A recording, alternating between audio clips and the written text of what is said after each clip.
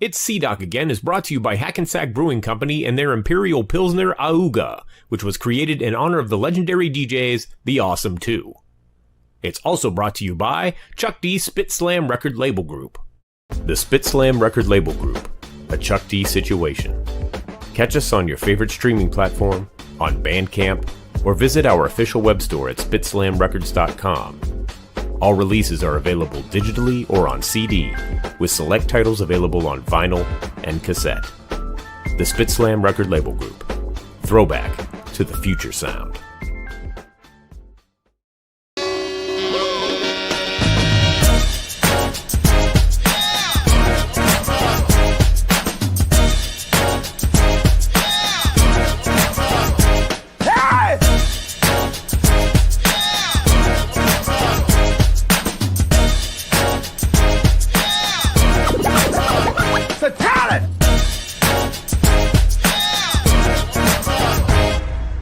It's C-Doc again.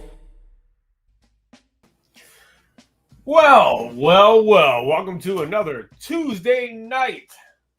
C-Doc again. I'm your host, C-Doc. Welcome to the show. Hope everybody's doing well out there. Staying warm if it's cold.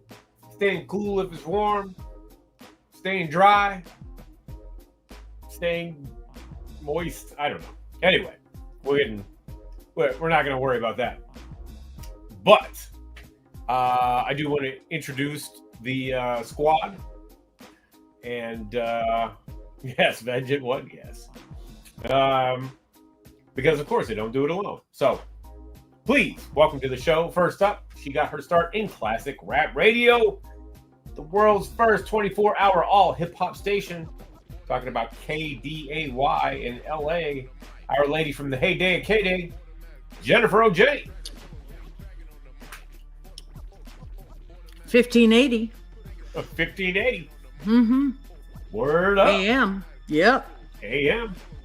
On your AM dial. Smile for a while. Mm-hmm. What's happening? Oh, just another fantastic day in hip-hop paradise. Oh. Wow. Okay. Oh, yeah. You say so. Yeah. What's happening with you? How is LA doing? Has it calmed down at all? Well, yeah.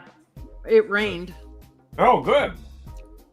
It rained all weekend, so now we got mudslides. Oh. It's not one thing, it's another. Yeah. Right. Having some fun out here. I guess so. Yep. Well, as long as everyone's safe, be careful out there, all our West Coast friends. Speaking of West Coast, let's take it to the East Coast. He's got the dopest account on Instagram. You better follow him, because if you don't, you're a sucker. Anyway, ladies and gentlemen, please welcome to the show, UltraMag7. Yo, Doc said, be safe out there. And I started thinking of Hill Street Blues when he said that. Wow. Taking Dude, it back. I used to love that show. Hill Street Blues. Oh, Southpaw. Did you go watch Magic Mike? Yeah. See, listen, if you listen to Jennifer, she will never steer you wrong. I'm telling you. Where was Mike playing? Kill yourself. Where? On Twitch. Oh, his regular thing. Okay. I didn't know if he was like doing shows somewhere. So and C-Doc, we just don't know Jennifer from 1580K Day. We know Jennifer from the hip hop magazine Rapping. Oh, you know what? No, listen. I'm giving you props. It's funny because I saw somebody put, I think, what's his name? Rap Zines or something. He posted some stuff from Rapping. But yep. Jennifer's been in hip hop a long time. She has. Yes. And some of you may know her from doggy costume designs for Beverly Hills Chihuahua 2.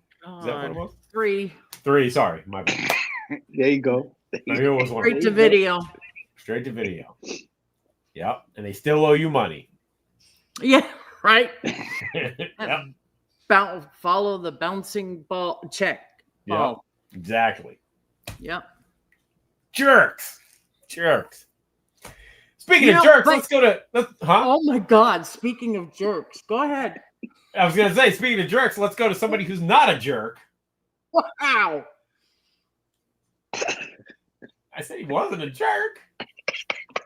He doesn't have time to be a jerk. He doesn't have time to be a jerk because he has been doing Hip Hop Gods for the last 9,000. Yes. 9,765 days straight. The man doesn't sleep. I don't know how he does it, but he's also the president of Chuck D's internet radio station, rap station. Please welcome to the show, Flatline. That's quite the What intro. a jerk. What a jerk. I said I wasn't a jerk. That's accurate. Speaking Not of a jerk. You've always been cool to me. My eyelid is twitching. I'm so tired. It's all that hip hop godding you do. It is. Yeah, there's a lot. There's a lot to be done. There's a lot. I'm coming off a 3-week break and new show, and you're back at it in force. Yeah. 674. Wow. What do you got? Gumby going on today? What are you talking about? Your hairstyle. You got curious. You got a new wave afro going on. I know. This is also me needing a haircut. You got a new wave afro. I just did that. I got the yeah. I just did that. Took the kids the other day, and inadvertently got the MC Search haircut. So I don't, just CM Lugo said the current MC Search haircut, not the old one.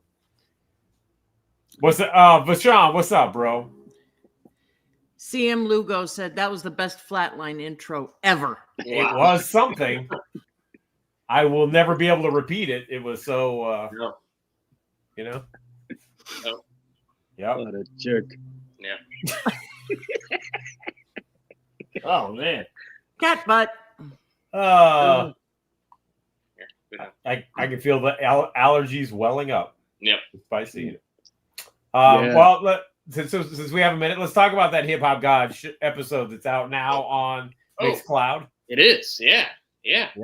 Well, because I wasn't doing shows for a couple weeks, I had a lot of new stuff to play, to get including, and a couple people on this show have heard it, a new High and Mighty track featuring Cool Keith. Yeah. With that one on the show. New Ceasefire and Subject 13 featuring El Da Sensei. New single by The Goats. Queen Heroine from the Juggernauts featuring Apathy and Mickey Fax. Mantronics featuring Just Ice. Thank you, C-Doc. Yes, sir. New Richie Rich featuring E40 and V White. New Fossum. New Ice Cube featuring Scarface. New Smith & Wesson. New Diamond D featuring Camp Low. New MC Light. Oh, a new Griffin from Face Mob as well. Yeah, a lot of new stuff. A lot of new stuff. Yeah. There you go. A lot of good stuff. That Queen Heroine joint is one of my favorites that I played off there. I gotta check it. I have not heard. Yeah, she has an album coming, and the vinyl that she's releasing is pretty. We gotta have her back. Is the vinyl as pretty as her? Ooh, I see where you've gone there, Ultramag. There it is. We know how much of a fan Ultramag is, eh? Mm-hmm. Oh man. Mm-hmm. Wink, wink, nudge, nudge. Yes. Yeah. Yeah. Yeah, that vinyl, by the way, is at queenheroine.bandcamp.com. It's an exclusive to Bandcamp. Nice. So, all right. There it is. And there's the cat again. That cat just wants to be on the show, man. I know. Yes. Yes. So, cat, tell us now. Yeah, dope. Shout out to I don't know who I was gonna give a shout out to.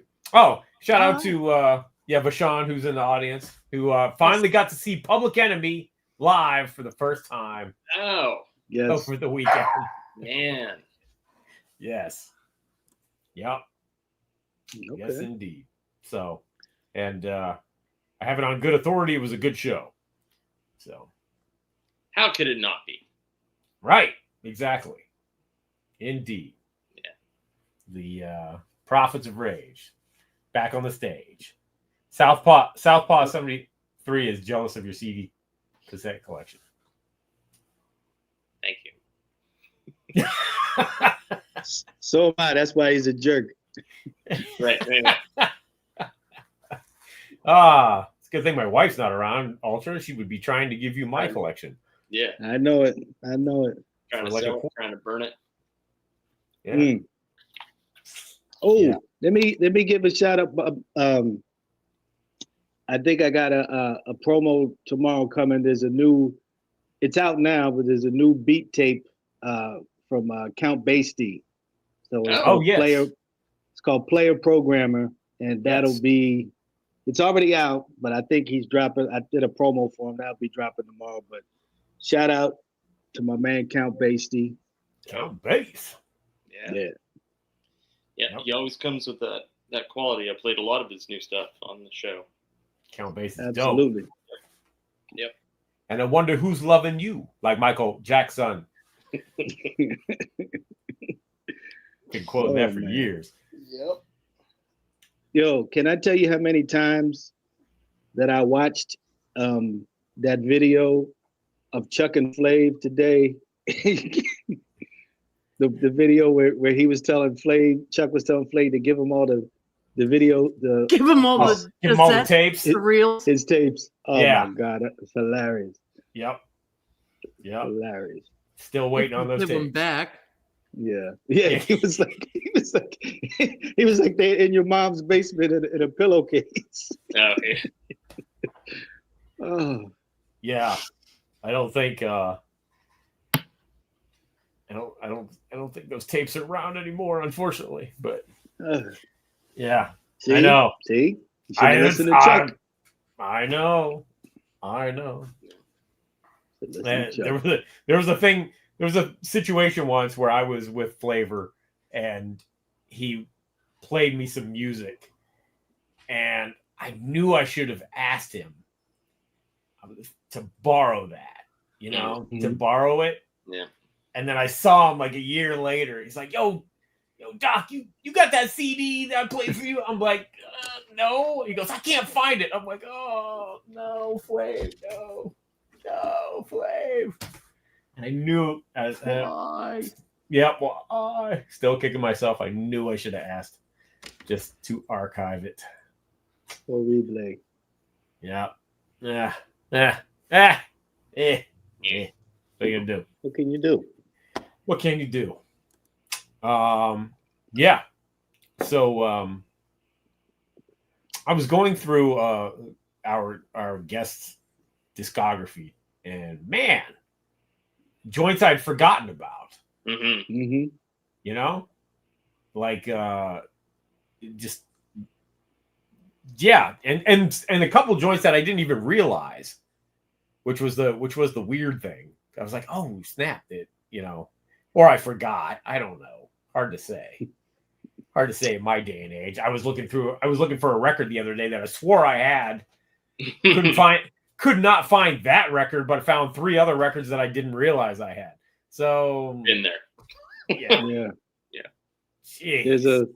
There's a certain Grand Puba album that I'm not too fond of. That the only songs I like are all the BT did. Oh really?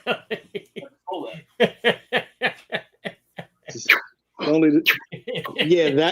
That one. Yeah, that one. That one. Yeah. You know what? I Good gotta revisit that record because I haven't. No, you don't. No, you don't. Yeah, you do. No, you don't. Here you do. No, you don't. Listen. You don't need to revisit any Grand Puba song. Whoa! Whoa! Blasphemy. I know not like I like songs off this first one, but it's just so long. Like that album never ends. Yeah. You know? It never ends. Never ends. It just keeps going and going and going. It's like, oh my God, how many songs are on this? And all the songs are just loop drums. Loop and drums. Yep. Loop and drums. Yep. I was so disappointed. Sometimes there's nothing wrong with that, but sometimes it's like, well, can we do something else here? Not when you have access to the best producers in the world, and it's your debut album, and everybody thinks you're the best rapper on the planet. You know. Yeah. You're writing rhymes for Pete Rock. You can't get Pete Rock beats. Come on. You know he could. I've heard why. I heard. I know. He wanted to pocket all the money. Yep, exactly. Damn it, Pooh-Bah. But I love Pooh-Bah. He's still one of my favorites. He's still one of my favorites. I do too. Don't people love that album? The Grand Pooh-Bah 2001? I don't know. Do they? Flatline does. I do. Yeah. Yeah. I called it classic on Instagram, and Dante Ross said, "No one thinks that record's a classic." Like, okay, Dante, cool. Oh, the first one. I don't know. See, I don't even know about the first one, Nat. Honestly, because I remember the single was big. It was pretty big, anyway. Yeah. Mm-hmm. Yeah. But Dante got after Knack too. Yeah. I told you that time I told you that story, right? This was, rest in peace, this is when John Gamble was still alive, and I did a video. It was third base video that SD50s had produced. Yeah. And then John Gamble tagged Dante, and I made the mistake of calling him a scrub, and he read. That's right. He read me the riot act. He read me the riot act. Man. Yeah. Well, at least you didn't call that to MC Shan. Man, listen. Ultra's got hip hop friends. Enemies, hip hop enemies. In high places. Mm-hmm. They always cuss me out. And listen, you don't want to get cussed out by MC Shan. That's somebody you do not want to get cussed out. I have the proof. Right? Exactly. That's all right. Doyle. That's all right. I have a very unpopular opinion about the Most Def albums. So, don't ask me. Oh, well. Beyond the first one, I don't think you do. No, the second one. That's the one. That's the record I like. Oh, what? The New Danger. We can't say that because Minnesota's coming. That's the one he did. That's the one he worked on. I know. That's what I'm saying. We can't. Well, I can't. You like it? Yeah, I love that record. I think it's a great record. I really do. Well, okay. Is that the one with Ghetto Rock? Mm-hmm. Yeah. And then okay. I'm sorry. I do like that record. I'm sorry. It's that True Magic or that's the one. Yeah, I don't. Yeah, I didn't care for that record either. Yeah. But I did want to. I know he worked on it. And I did want to revisit some of those songs. So because I know I didn't give it a fair shake when it came out. So let me tell you, one of the best songs ever is that song he did with Slick Rick, over that Mad Lib beat. And Slick Rick he's got a story about the guy going to the Middle East and the people throwing rocks at him, and then he started playing music and everybody loved it. What's the song called? Wait, what was that from? auditorium, one of those.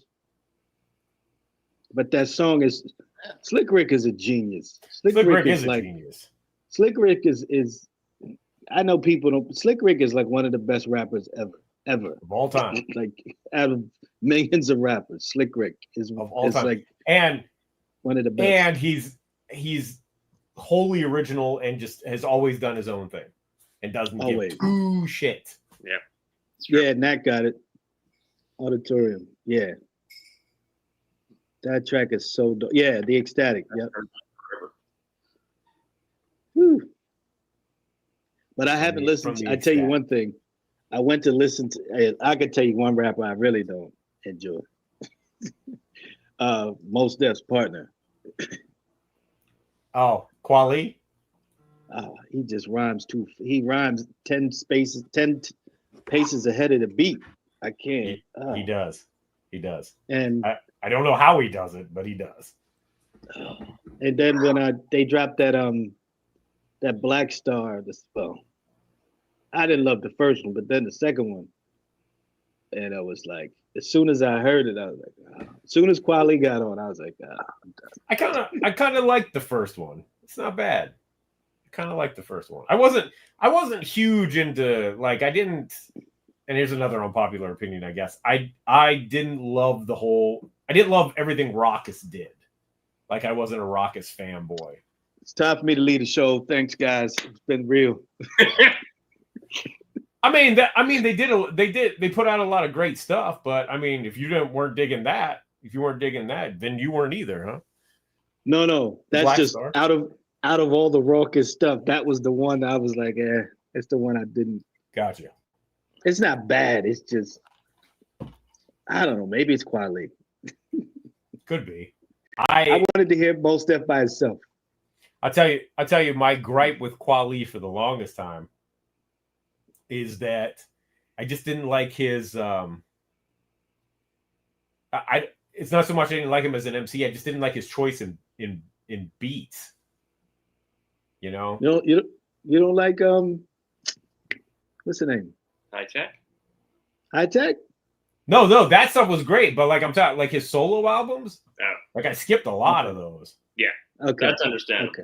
Because he's all over the place. Yeah. For the most part. Although his newest one that he did with Jay Rawls is pretty dope. I just talked to Jay Rawls on Thursday, so I got to check that album out. Yeah.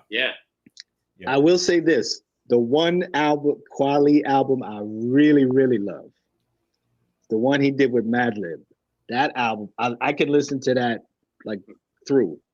The Liberation one. Mad Liberation, Liberation. Yeah. That one. I love that album.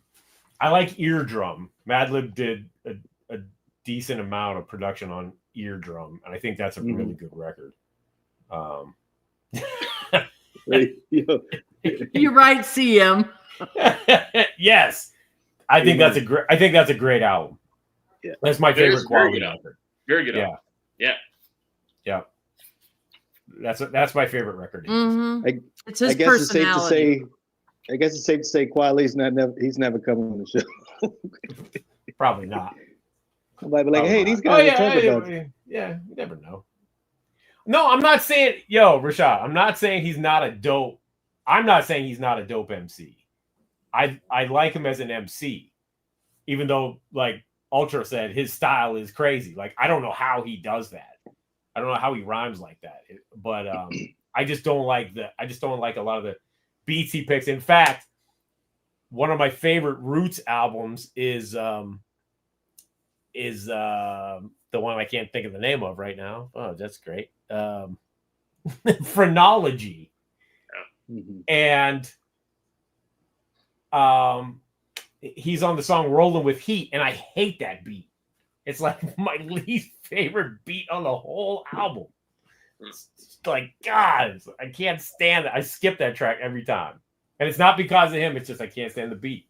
Yes, great observation, Chuck. Tumbling dice style. That is a great way to describe it. Yeah. So. To each his own. Yeah. To each his own. Yeah, I'm not saying he's whack either. I'm just, That I don't always reach for that first. You're right. That's fair. And hey, and we're allowed to have opinions. That's what it is, Yeah. man. He's not whack by any means. Nah, no. So, but I have to check out the. Did you like the second? Because they did 2 Liberation albums, didn't they? Madlib and Quali. Did they? Oh, I don't. Yeah. I don't know. Okay. Maybe that need to check that out. Yeah, I think they did 2. Yo, Knack works is horrible. Yo, Knack, you're horrible. Knack, you're horrible. He must have called Knack a Nazi. He did. He Yeah, did. He called called him him- a white supremacist. for agreeing with him on some important point. Okay. Yeah. He gets so he gets so wrapped up in being insulting that he starts insulting people for agreeing with him. It's the weirdest thing ever. But shout out to Jay Rawls, who I talked to briefly.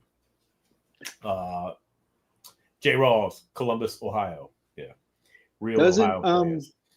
Doesn't Copyright have a project with him coming out or coming soon or something? Yes, I heard believe Copyright. so. Yeah. And I didn't Copy had I texted Copy. I did not get to see him because he had a show that night. So, but yeah, so shout out to Copyright as well. But yeah, people think my beat. Yeah, Wait. that's I make your beats, bro.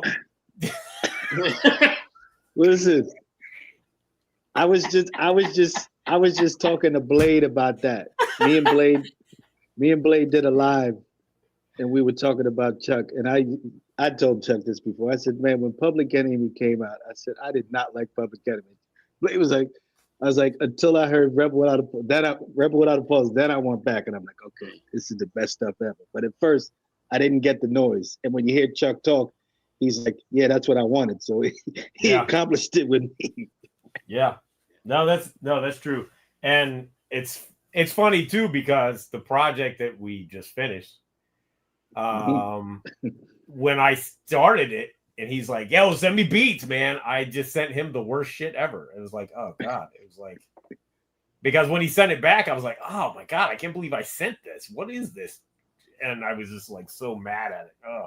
So it took me a while to exactly make it difficult. Yeah. You figured it out, Doc. I did. But yeah, it was rough. It was rough going to start it out. And Lordy Lord. let me tell Chuck, I'm about 5 promos deep into those little shorts for the album. So if I can, I'll do one for every song. I've been on a roll. Yeah, yo, man, you do pick the most obtuse shit. I send you some stuff sometimes. I'm like, oh, he will kill this, and then he's like, he doesn't even rhyme to it. I'm like, oh, okay, all right, but that's all right. That's good, man. Make me work for it. That's cool. It's all good. I love the process. We have a very interesting process. So, yep. So there's that. Well, You have bad news with it. we got this. Minnesota fall asleep again. Come on, man. Apparently. Lord. While we wait for him to wake up, I was going to say, Calm down, Flatline.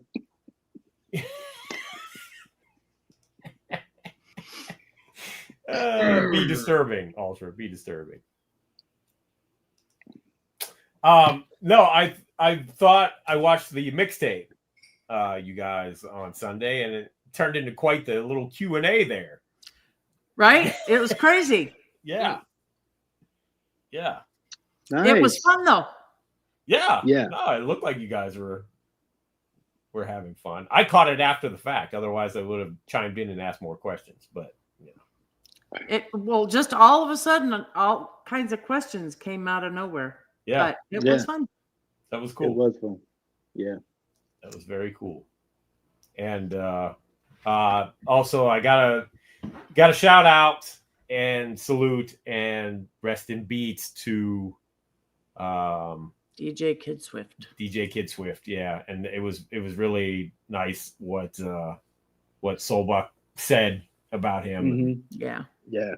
how important he was. And actually, I got to speak with Schoolie D too, who said a lot of great things about Swift, and Schoolie said, I want people to realize how dope this guy was. He goes, I don't think enough people realize how dope Kid Swift was. And Too Tough said great things about him.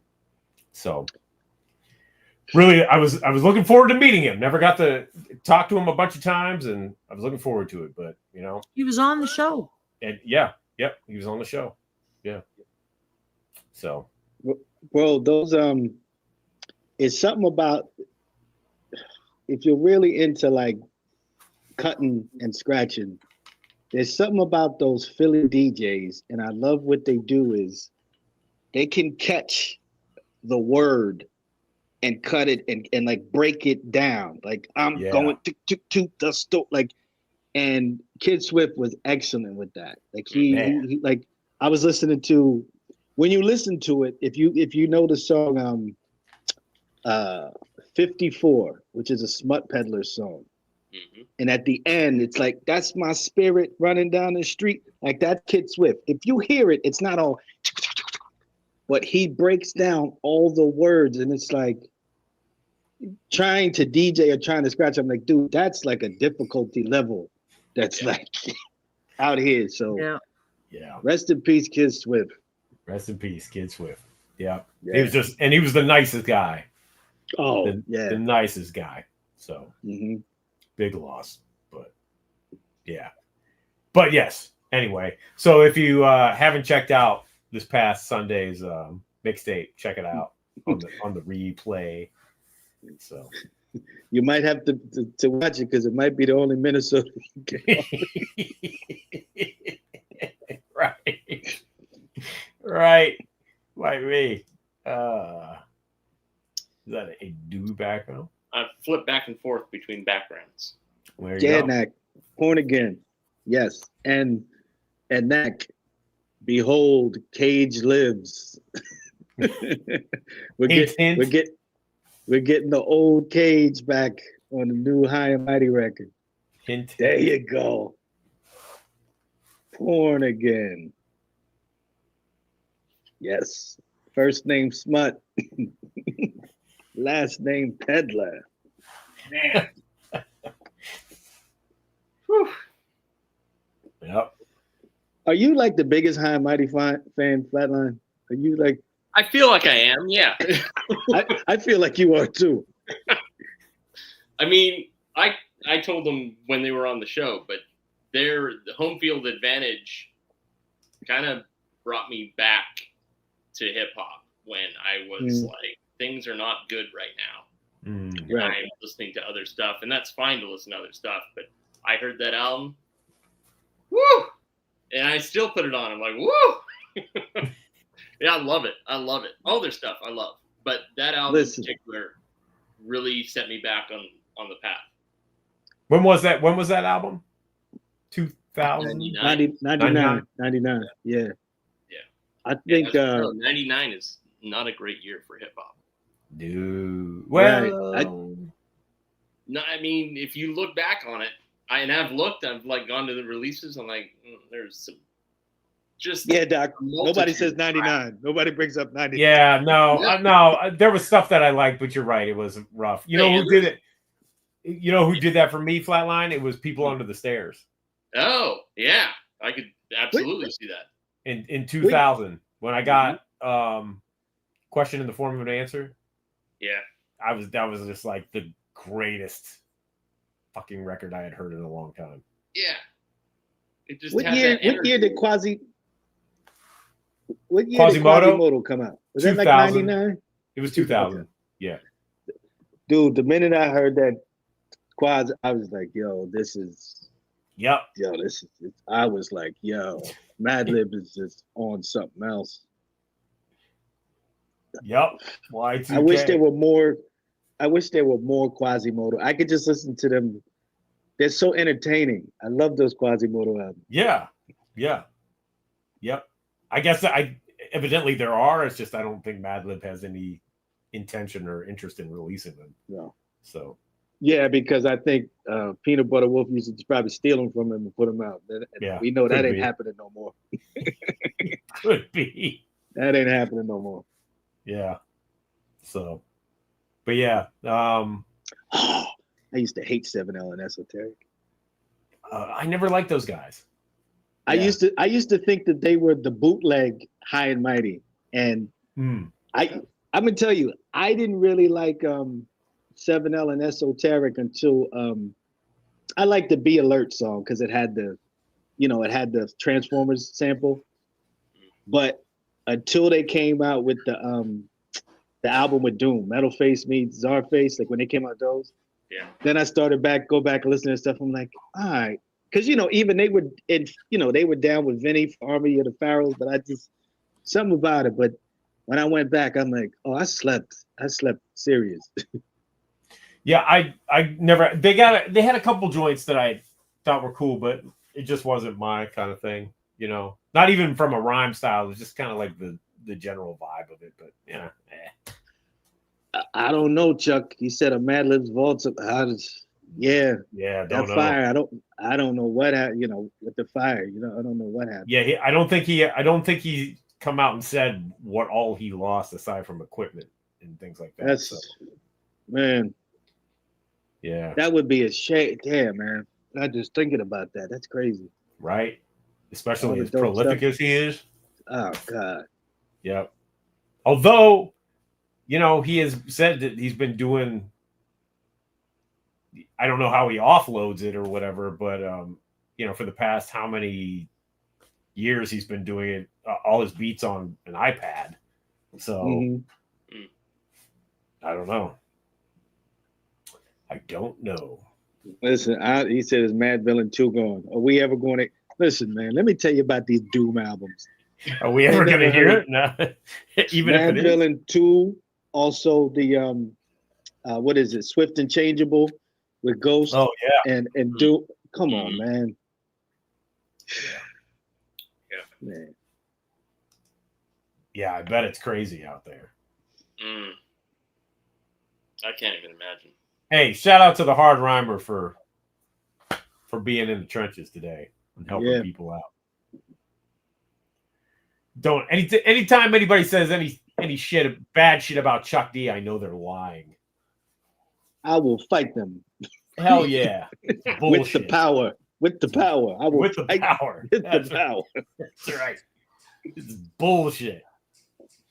So it's bullshit. Anyway, but yeah. All righty. Yes. Anyway. Nobody puts baby in the corner. And Flav too. Yeah. That's great, man. You guys are out there. That's fantastic. Well, hey, Chuck, you better get those tapes from Flav's. Yeah. I don't know. He's not on Instagram, but whoever's like running the account, that video was great. I don't know if you guys see it, bro. But hilarious. Yeah. Yep. Exactly. Shit. I was gonna say something. I was gonna bring something up, and then we got sidetracked there. Yeah, get those tapes out the pillowcase. Yeah. Flavors tapes, Chuck. You try to get Flavors tapes. And he was worried about getting them back, like you were going to take them to steal them. I think he's wanted to digitize them. They need to go in the damn hip hop museum is where they need to go. That's where that stuff needs to go. Yeah. Doesn't the hip hop museum open this year? You know what? I was wondering that myself, actually. I think it said 2025. Yeah, I think so. Because Rocco was pestering me. He wants to go to New York. I don't know why, but he's like, "Dad, can we go to New York?" I'm like, "Why?" Because I want to go. I'm like, everybody should go to New York at least once. At least once, sure.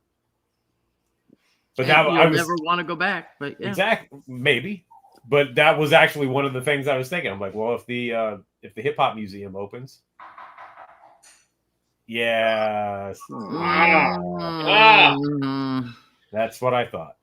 Oh, Yeah, that's what I thought. damn.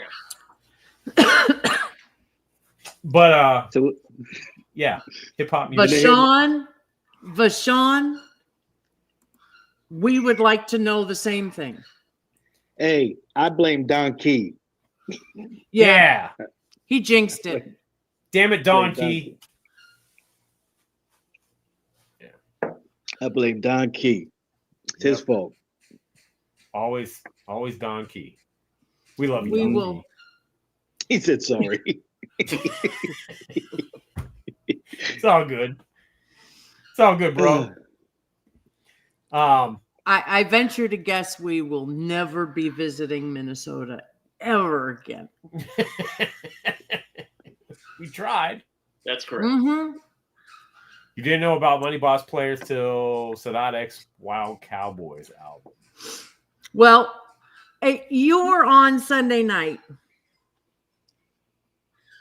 Varus Tower. And we were discussing, he asked, just like he just did a little while ago, what was everybody's favorite Minnesota track? I don't like to pick favorites, because my opinions change on things. I get in moods and stuff like that. But I will say, I know that when I first heard, I got to pull it out. When I first heard this. Okay. Darling, baby. Yeah, this was like, I was like, oh, snap. Because this was what 97? 97, 98. Yeah. 97. We were getting in the jiggy era, and this was definitely not that. And so I was like, that's my kind of shit.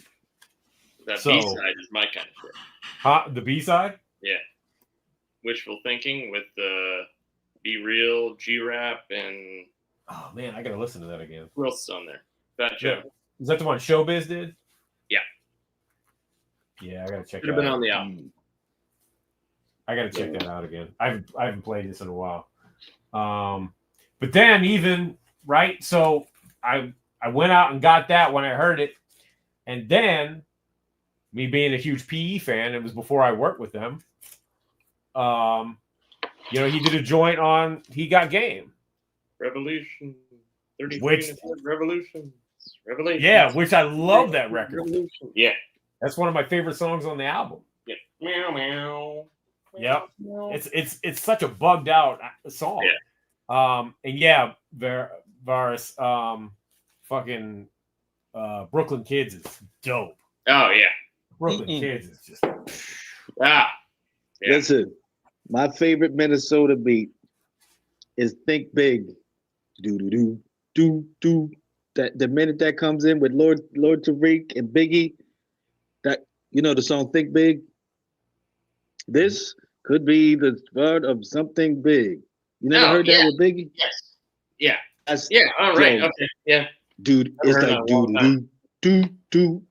Yo, that song that beat is ridiculous. And then Biggie just kills it. Like Biggie. And then of course. Well, we can't forget he got one joint on here. What started him in, and I didn't know this until he said it. Right. He said, that was my very first placement. There you go. Yeah. And he's responsible for what now? I'm not going to say it. I'm not going to say it either. Better known as track 15. Yep. There My dick is so large. There you go.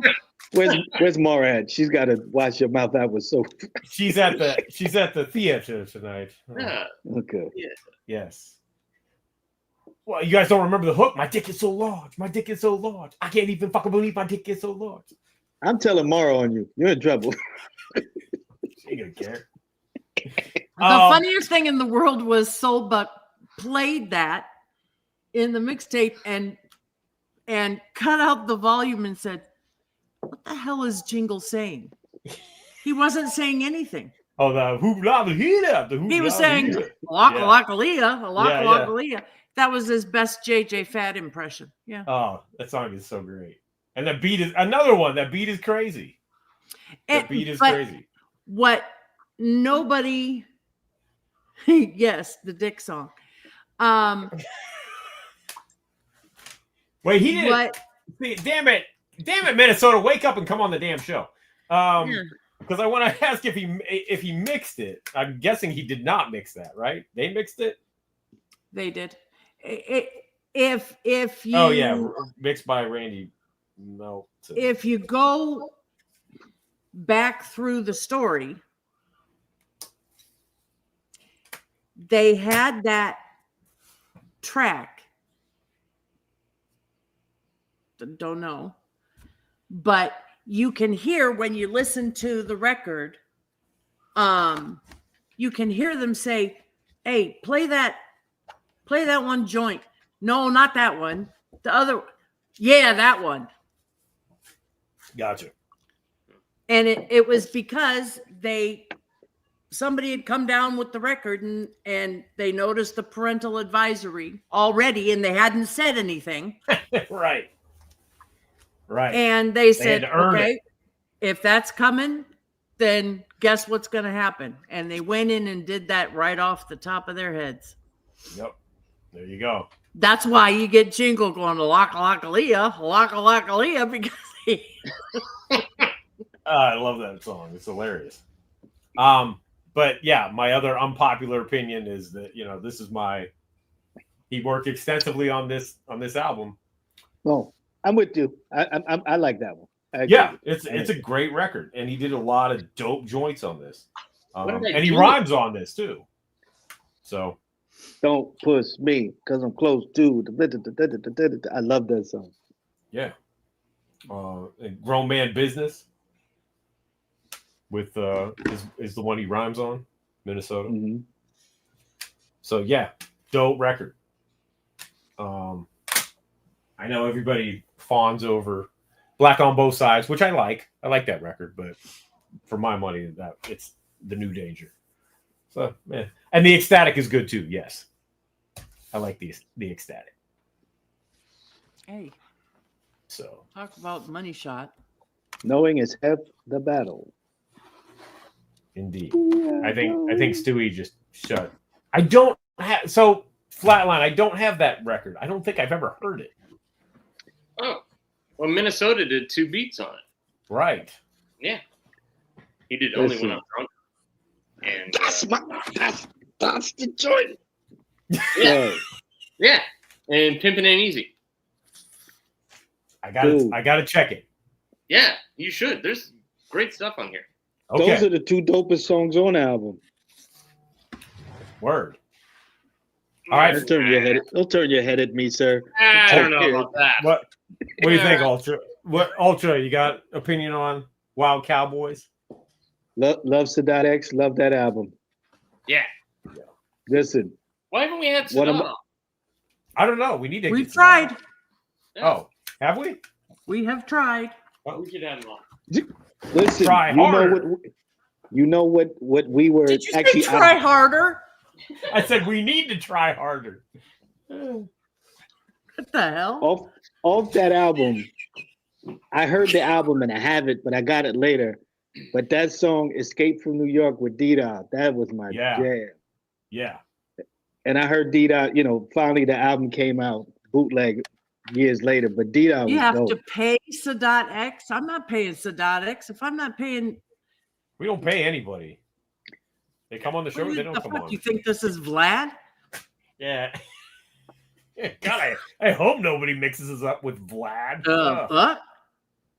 Jeez. Oh, that's dope. How was that show? I imagine it was a blast, right? Oh, man. Must have been. Tash, Raz, Kaz, Thurston. Oh, that's crazy. Yeah, that's dope. Hey, have you seen Raz Kaz going at Joey Badass? Oh yeah, what was that about? I missed it. I missed what what it was about.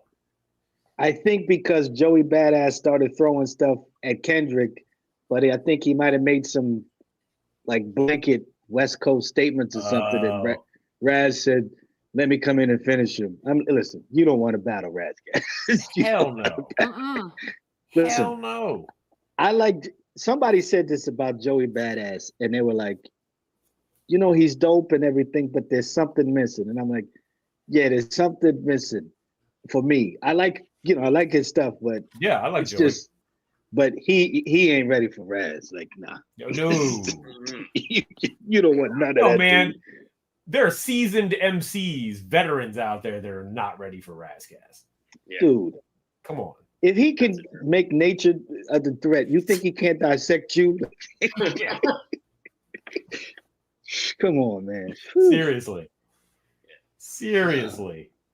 Yeah, they don't want it with Raz. No. Nope. Not at all. Hey, let's talk about this. Yes. Hey. Who here has seen the Third Base Drink Champs episode? I haven't watched it yet. Dude. It's 3 hours and that's a commitment. And Dude, I listened to the audio before the video came out, and I watched the video twice. So that's not 9 hours of my life I won't get back. there you go. Speaking of third base. Speaking of So 9 Buck hours you did. won't get back. Yeah. So Buck did. So Buck did. Okay. Speaking of third base, somebody that's not in third base is Knackwurst. Man, I You're not really a- wasn't sure where you were going with that, but You're not in third base? Hasn't gotten to third base. I am actually part of third base. Oh, see? We take it together, all three of us. There you go. There you go. Why'd they gotta make those figures so expensive? Yeah. Why I know, are these so right? expensive? Yeah. CM watched. CM If we watched. get a topic, I'll talk about this. I'm sorry. Did you know? Have you watched Search auctioning off? I saw Yeah. the clip. I saw the clip where he told Ultra he wasn't coming on his show. He wasn't coming on his podcast.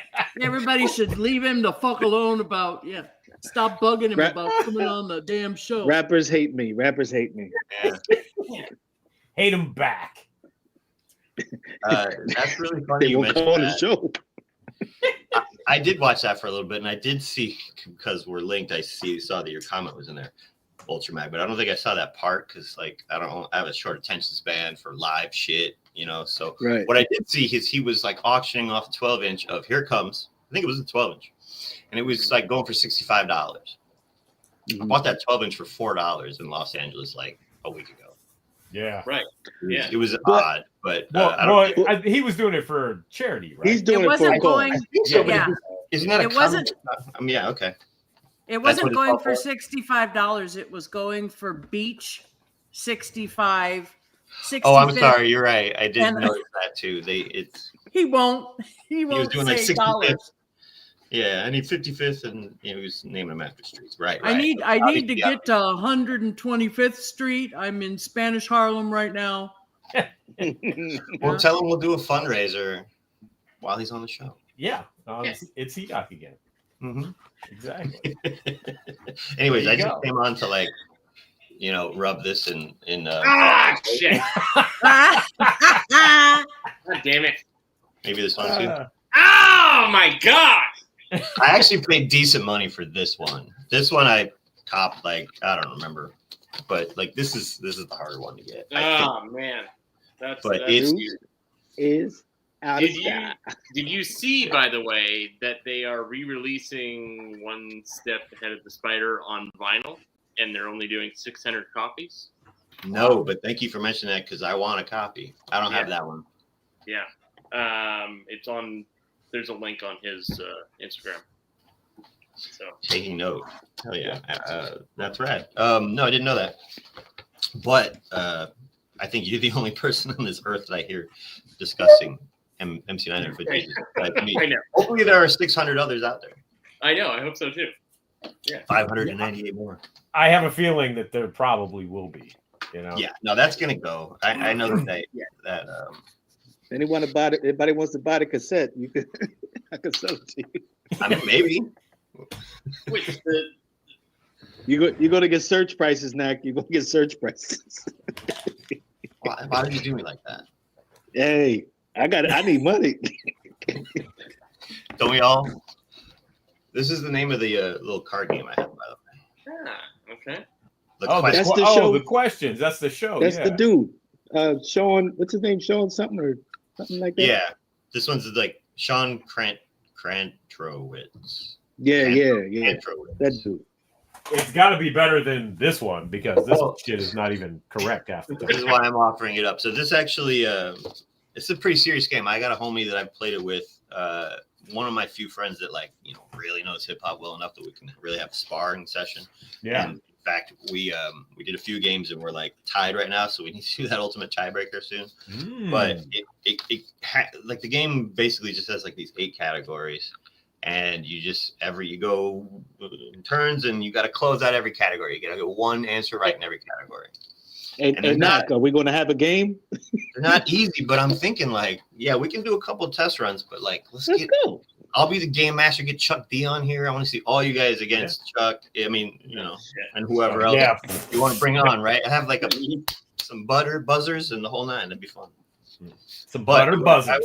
Yeah. We can try one. Yeah. What do they got? What do they got in there? That's gonna make us ashamed that we don't know the answer to. Let's see. Some of these are actually, and I don't think any of them are going to be wrong. Certainly not clearly wrong, like your example. Yeah, that thing was just. I was like, I couldn't believe how dumb some of these were. Link in build is the category. Okay. And the question is: in 2010, The Roots released "Wake Up," a collaborative album. This one's too easy. With John Legend. Collaborative album with protest songs with this singer. Yeah, John Legend. Yeah, you already got that. I'd have never got that. I ain't listened to a Root album since. Oh man, here we go. Well, since they invited you in the group. Since they did they invited me in a group and I turned them down. I turned Questlove down. That's a fact. There's a fun category called "What's My Motherfucking Name?" Am I backwards? All right, I don't know. No, you're not. No. Okay, on my screen I am. That's okay. Right. What's my motherfucking name? Which of these actresses has not had an album named after her by underground rappers Merce and Slug's side project Felt? Oh, It's a multiple choice, right? But I have a feeling you guys should really get this. So, A, Christina Ricci. B, Jennifer Lopez. C, Rosie Perez. D, Lisa Bonet.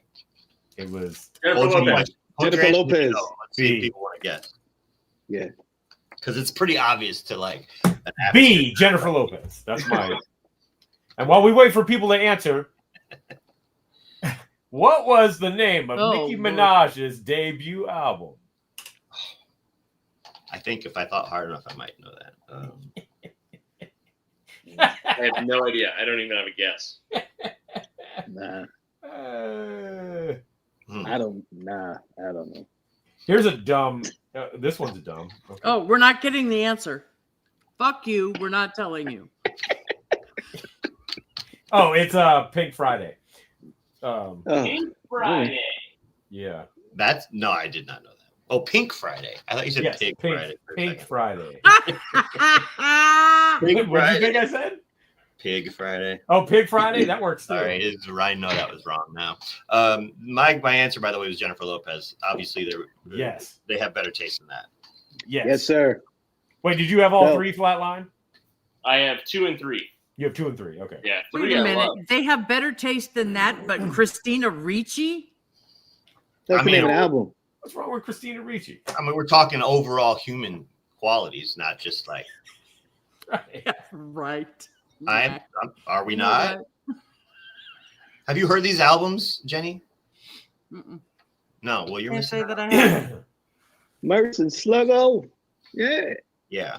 So I'm a big atmosphere nerd. I grew up in the Midwest, so it's part of it. But come on, that's the next one. That's the next one, Bashan. Bashan. Natalie Portman.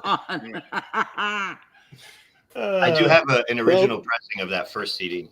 Also, there won't be another one because Merce is retiring. That's true. Yeah, that's true. Want some rap light? Okay. Hit us with the rap life.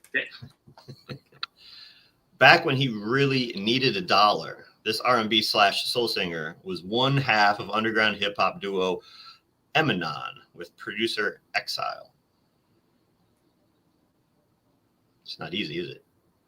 No. But Oh. Damn. I feel like I should know this. There is a multiple choice. Oh, What? is there? Hold on. I think before you do the multiple choice. Mm-hmm. Wasn't he? Oh, damn it. He wants to wear that little dumbass hat. Shit. Keep going. The dumbass hat. Keep cooking. He put out an album on Stone's Throw. I can't get. Yeah, keep going.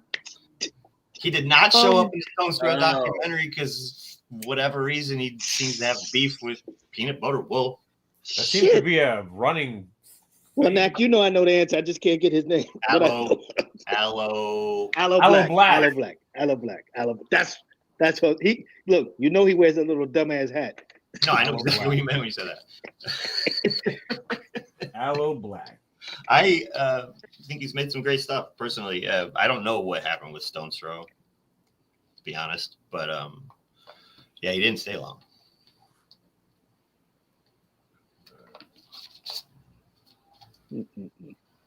Okay. Burn Hollywood. Ooh, this is a great category. I'll let you do your card first, though. But this Burn Hollywood Burn is an actual category in this. Oh, fantastic. Go ahead. They owe this guy some royalties then, ladies and gentlemen. Chuck D. Yeah, they do. Yo. They owe you That some money. game owes you royalties, bro. Or what? They got a category called Burn Hollywood Burn. Oh, okay. This is the Questions Hip Hop Edition. Nobody. Okay. Nobody owes me anything. You know, I wait coming up, and and I was just sitting in the passenger side. Dom did the driving, and I was dozing off like the old man I am. Sounds like you had a busy day, man. Yeah, myself and Flavor and others. We were down at Altadena, like I said, in the chat. Yeah. It's something. I mean, I burned areas, but this was like it's 95% of it was all gone, and Damn. with families, nothing really you could say. I think it just has to be all preventive. So Yeah. no crazy pun intended on Burn Hollywood Burn, but I would tell you that the title of the song Burn Hollywood Burn came off of the saying back in the 1965 Watts Rebellion, when there was injustices, especially in police brutality that was going on, and just the one-sidedness, especially in Watts and South Central, on the Black community at that time. And the saying "Burn, Baby Burn" came up out of that, and that was also uttered on the air by a great legendary Black radio jock named the Magnificent Montague. Yep. And he was on the radio, and what was going down in Watts when they started burning and things start burning, he'd be a "Burn, baby, burn," so it was like that's where that came from. So it had no connection to what happened in people's homes in the communities of Altadena and Pacific Palisades. However, I would tell you that a lot of those fires just spread like crazy because it was the infrastructure that wasn't there. It happened probably from a faulty power line in the winds, and then the infrastructure not being there, not being upkept, and of course, the lack of water. And what I hear is like that the reservoir it's privately owned, and for some reason it just wasn't open to actually just fill the that water basis for the hydrants to be deployed on the fire trucks to put out the fires. Although it's a hard situation, you come in from the outside and trying to put out 30 houses on fire at the same time. Yeah. Yeah, it was scale, not anything else. Like it was too much scale for any department to handle, and it spread. Yeah, it's absolutely not what Donald Trump wants us to believe, that he's came in, waved a wand, and turned on water. Oh, it also rained, by the way, finally. Yeah, right. so Jennifer said Finally. that. Bullshit. But Yeah. yes. It was. We definitely have reservoirs, but Yeah. and it wasn't even Hollywood burning. Really, the people Right. that spread that kind of bullshit online are just trolls, anyways. But I live right in Hollywood. We did have one small fire called the Sunset Fire. Right. It was pretty much just the park that burned, luckily. But yeah, Altadena, I haven't been to yet, but I have seen the footage. Yeah, and it's nestled up. You know, you have Pasadena, and Altadena goes back to the mountain. And for my first time to visit the back end, that's a big piece of mountain. Mhm. Oh yeah. I mean, a big piece. I mean, you see hills, you see short mountains. That area, that's a big piece of mountain on the backdrop of that area. And that can also just make a wind go through that canyon. Like, I mean, it's different mechanics. So how you going to put that fire out with helicopters and planes coming in on 85-mile-per-hour winds, and then dropping into the area where you're going to try to go in and control it or steer it. It you know, and then getting the stories from people today it just sounded impossible. So my flavor of working with the community this week, Grammy week, coincidentally, and so yeah, it's tired. 25. That's what it is. That's where we're at. Well, hey, listen, better late than never, right? Let's talk to the man himself, the money boss player in the house. Ladies and gentlemen, please welcome Minnesota. Hey, what's up, y'all? Oh man, forgive me, man. It's all good. It's all good. I just remember I put little man out here. I let him see Project. He's 12 now, so I let him see Project X for the first time. And I went and I said, I'll go take a little quick nap. And I went and laid down. And I said, oh, I feel the phone vibrate. I'm like, yo, I'm in the wrong. So I'm sorry, y'all. It's all good, bro. It's all good. Understood. How are you, sir? Hey, man, I'm happy to be here, taking everything moment by moment. And that's it, man. I'm okay. I'm holding up. Yeah. We were talking about your records earlier. So Thank you. yeah.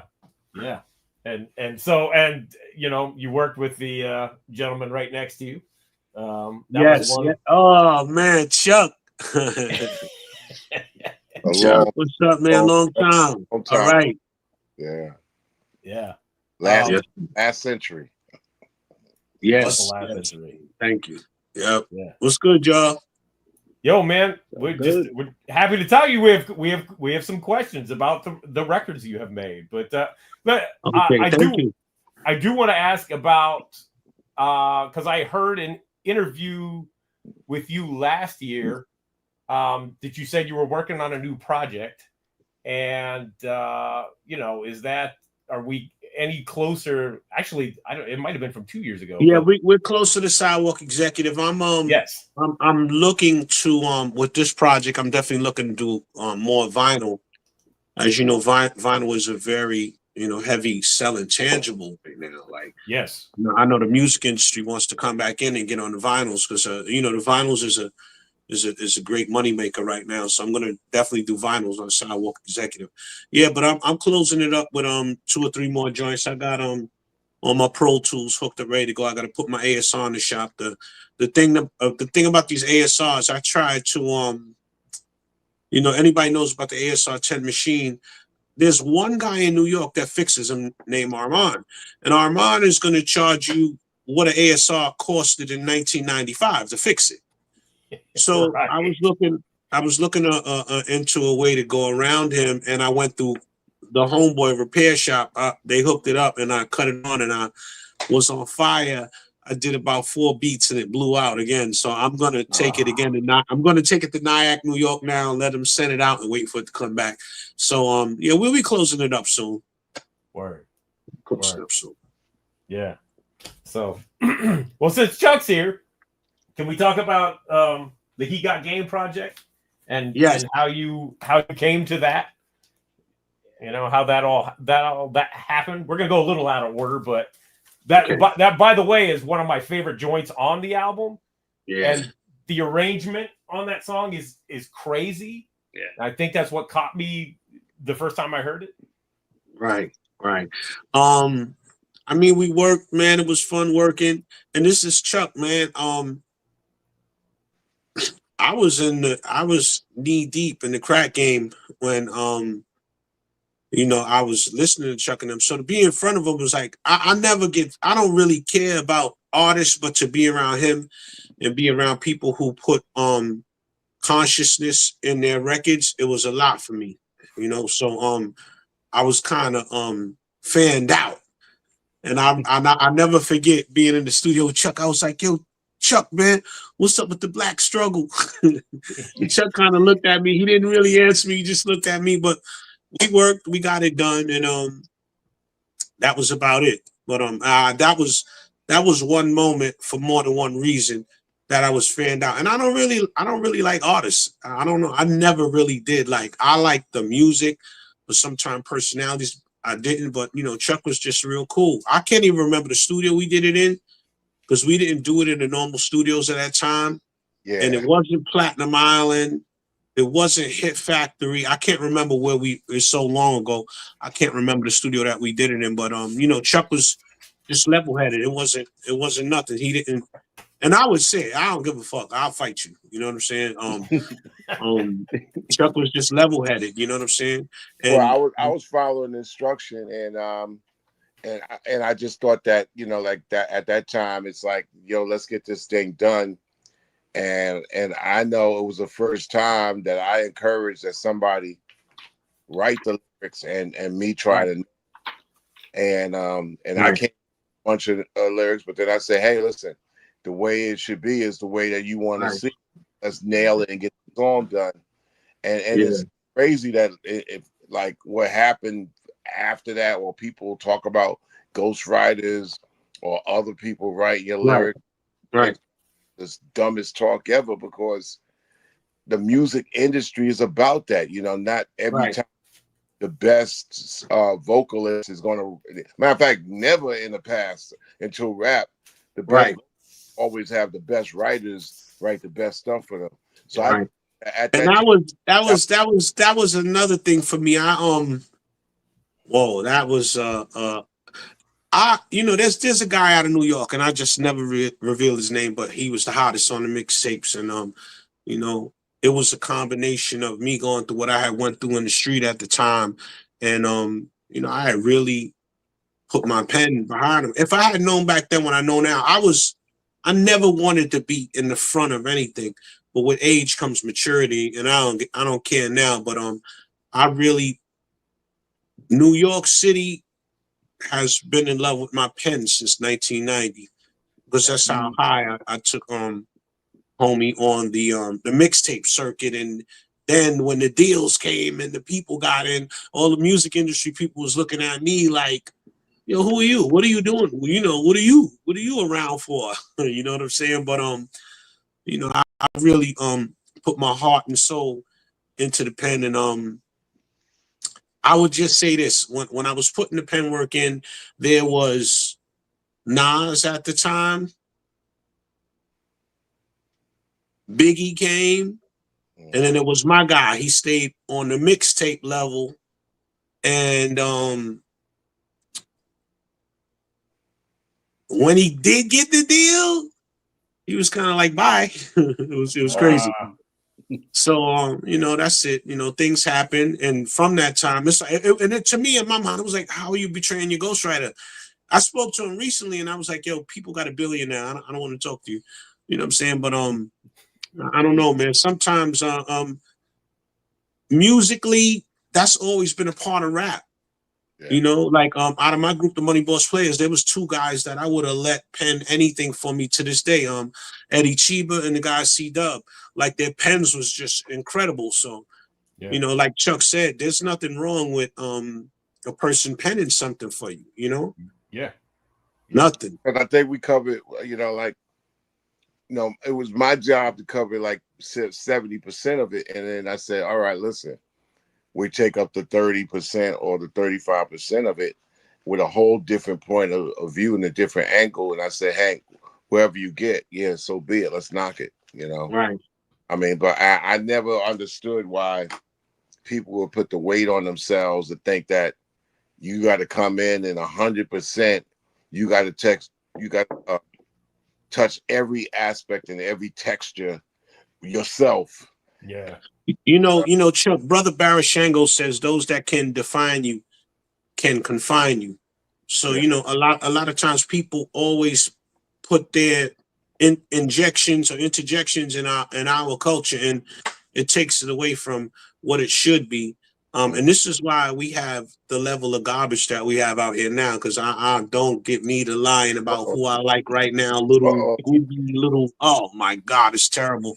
What what they've done to us is take us from a class A diamond down to letter Z right now. So the public is begging for better music now. And I had a good conversation with Rosenberg. I did a show with Diamond D, and I'm a person who, when I listen to people, I know how to listen in between the lines. And he said, yeah, the somebody's always getting hurt at the little kid shows. So what that meant to me was, coming from his persuasion, is the insurance is losing. Someone always gets hurt. And then he said, yeah, and the girls, they just can't pack the show and they can't sell any records. So that meant when they switched to $40 pussy music, the girls aren't bringing in anybody and they can't sell anything. So he said at the end of the conversation, we got to go back to old school. So I said, okay, green light. It's time for all of us who are hip hop royalty to start making music again. And that goes for you too, Chuck, because how could you ever tell me I'm too old to make records? I was at a jam. How dare you? Yeah. Yeah. Right. We were boots on the ground in Iraq with this. Mm-hmm. I was at a jam. I know what I stood this close to Disco King Mario. Yep. Right. I stood this close to Cool Herc, Bambaataa. I'm at the Zulu Nation anniversary trying to sneak in. Like, I was at Skating Palace. I'm from Soundview Projects. We walked over to Bronxdale to see Disco King Mario. I saw the Rocksteady crew when they had their first shirts, when they was the Latin dancers on 183rd Crotona, Prospect Avenue. You can't tell the people from the Bronx, Manhattan, Brooklyn, Queens, Staten Island, Long Island, New Jersey, Connecticut. We're the people who stood on the ley lines to make this culture go outward. So, Well, was another big thing that you understood, that there's been an ignorance of looking at this as being movement culture, meaning dance culture. And I tell you straight up and down, coming out of the 70s, I danced my ass off and I skated my ass off.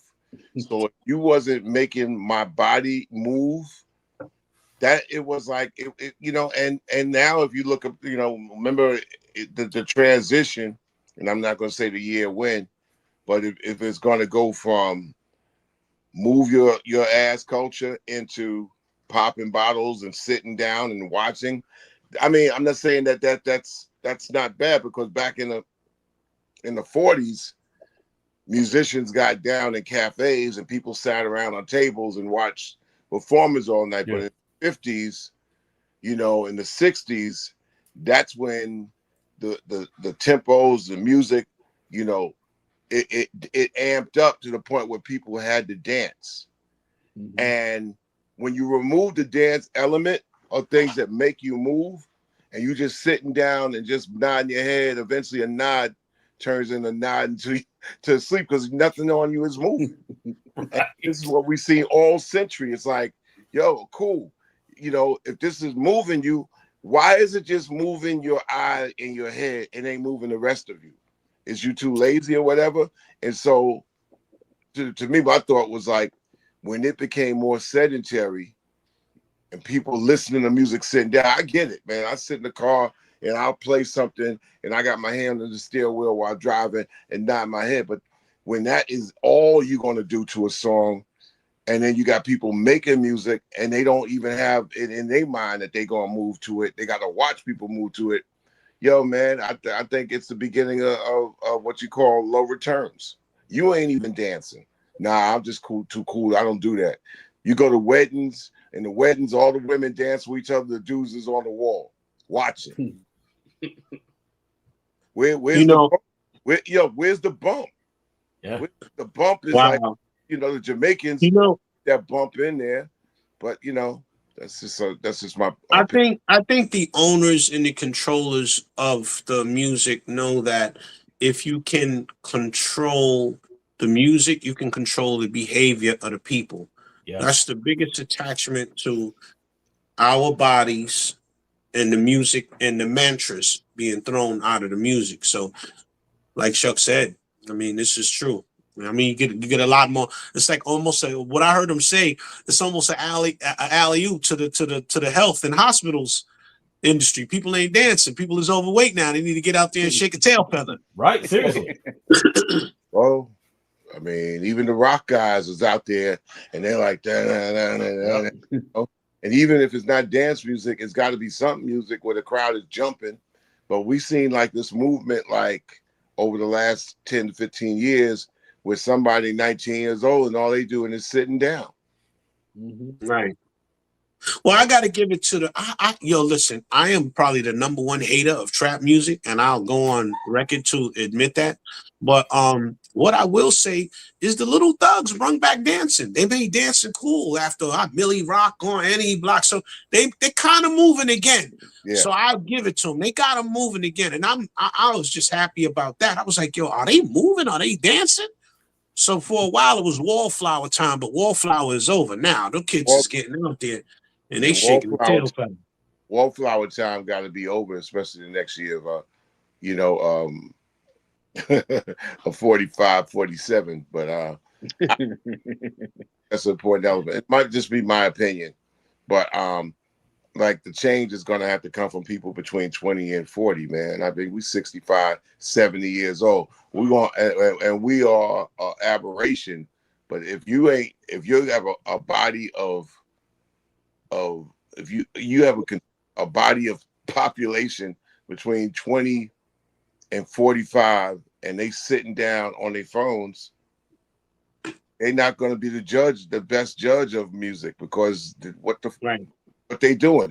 They listening to it. I mean, if you're going to listen to shit, then you watching shit just as much as listening. So you on your phone, you in your screen. You ain't listening as much as you watching your screen. Right.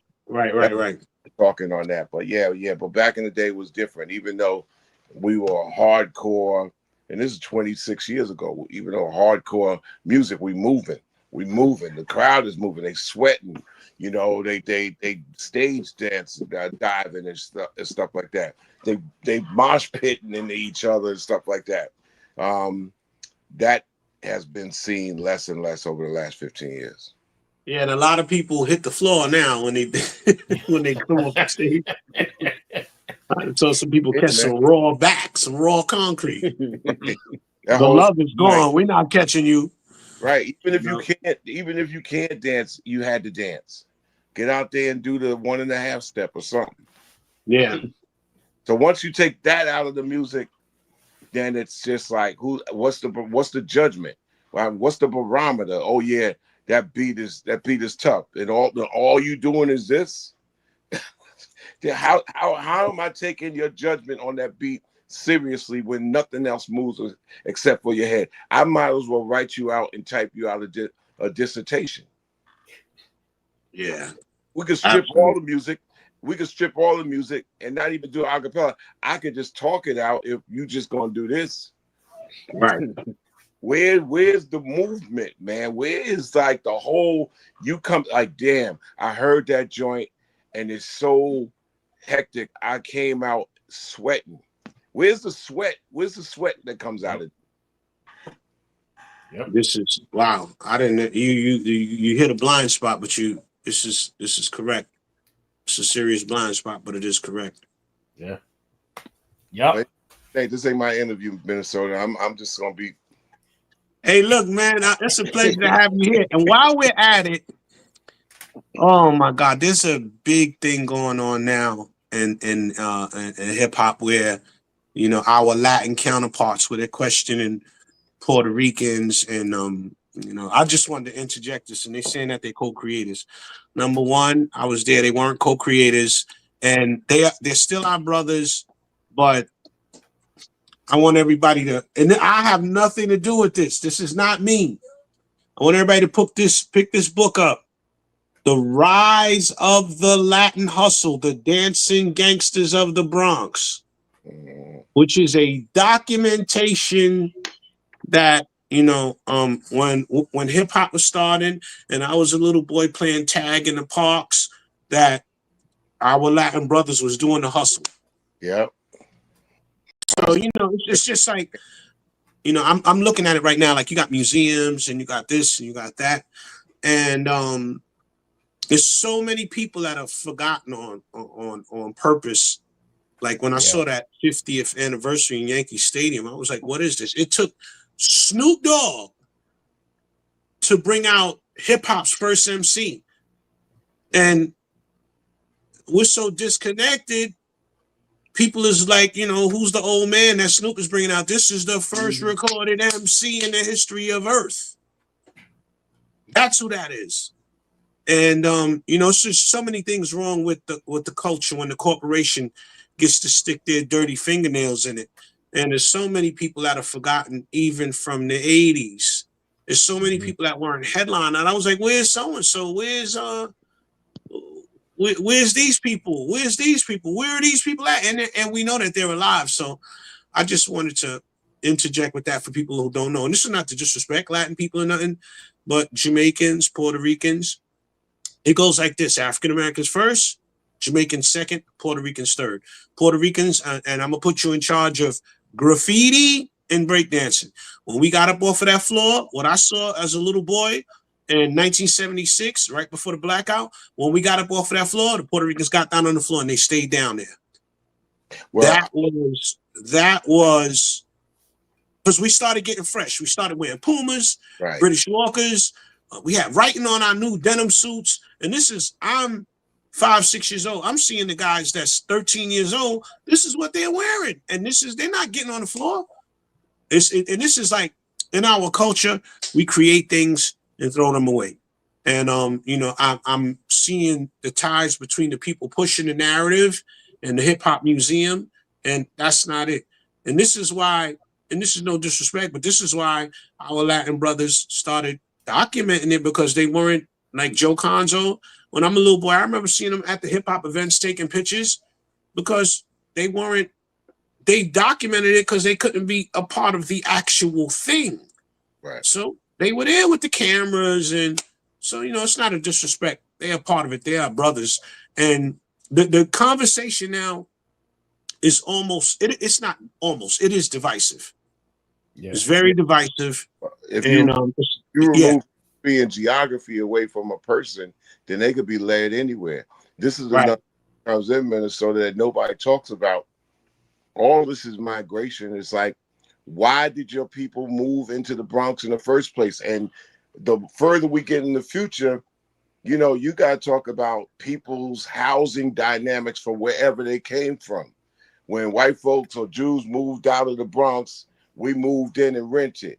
Okay, when buildings stopped being taken care of in the boroughs where white folks used to live, then there was another trickle-down effect that happened that made people just say, well, we got to make something out of nothing because our area ain't being serviced. When you remove these conversations And then we get into the 70s and you remove the reasons why people moved there in the first place, why you can't find Jamaicans in the Bronx, why you can't find Puerto Ricans in Brooklyn.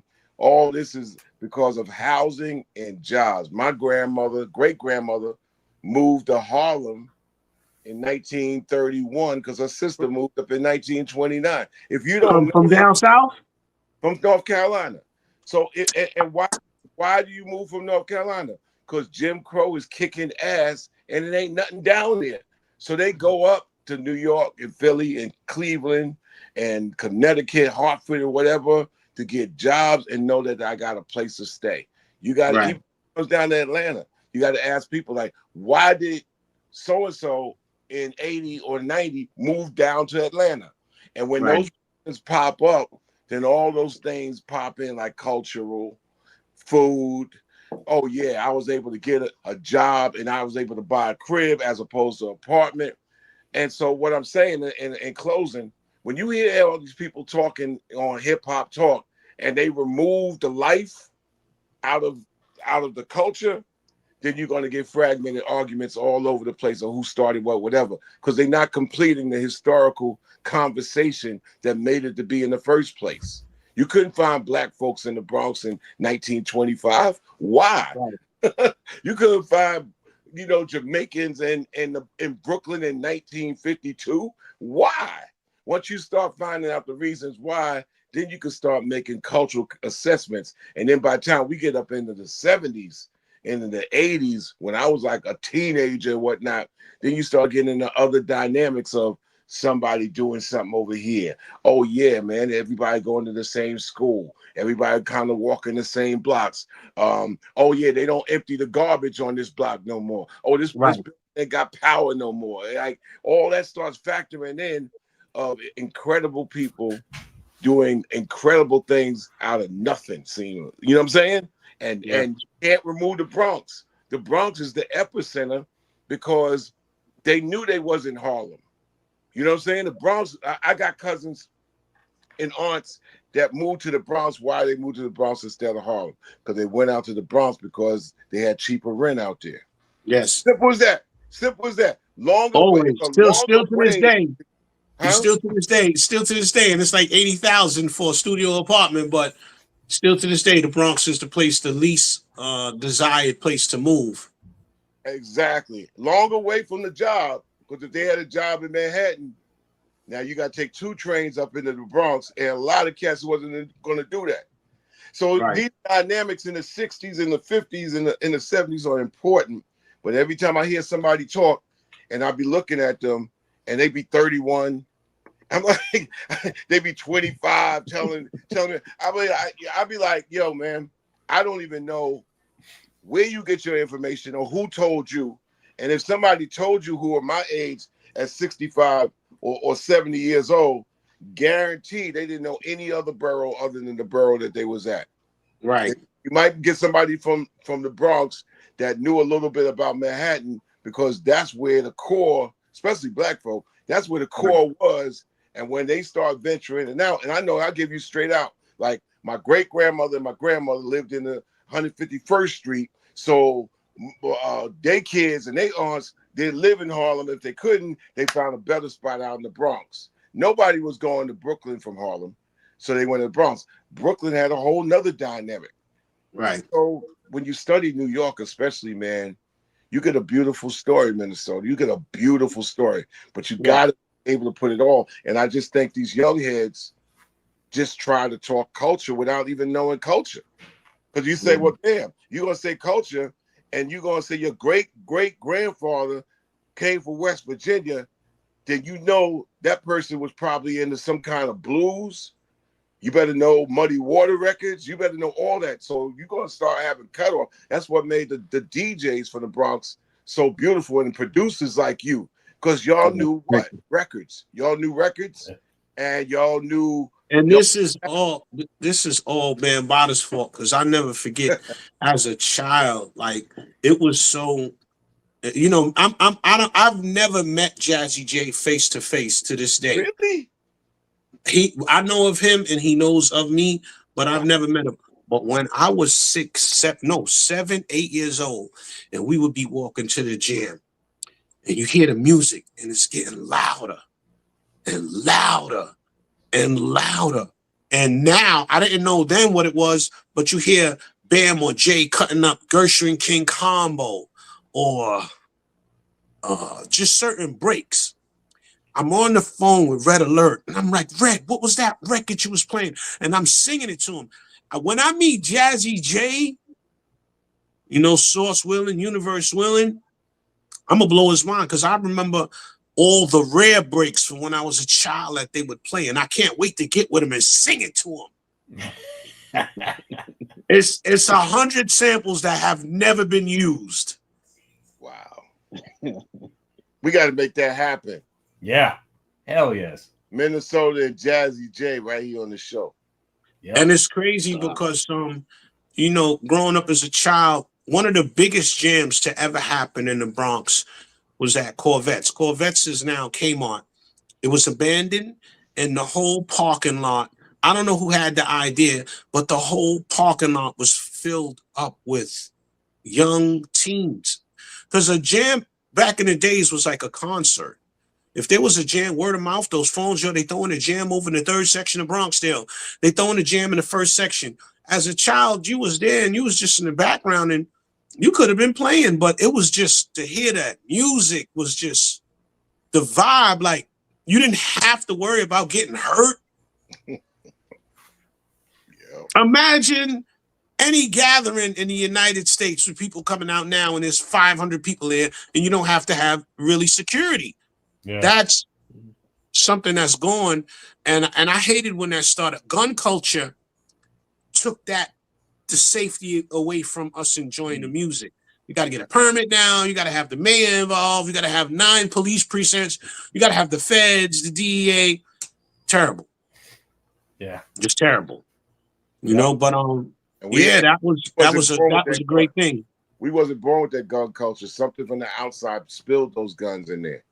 You know that it spilled guns into our neighborhoods, man. And then it became tool for survival, and that's crazy. But the music was so, like you just said, the music is so beautiful, man. You hear it, and it was like, I can't even describe, like, that area before. The feeling, you're getting closer, the music is getting louder.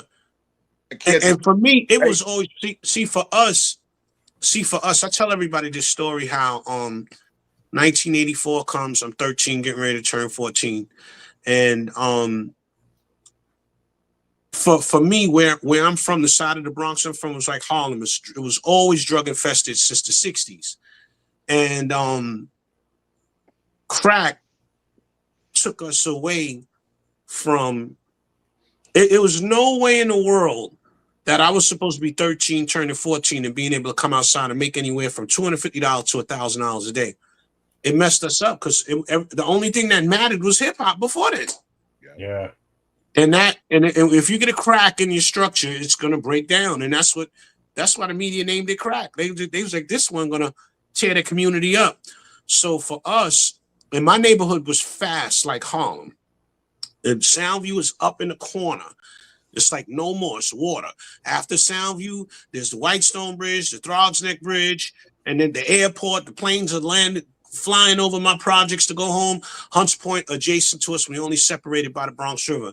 And just that whole area, the whole thing that was amazing was the jams.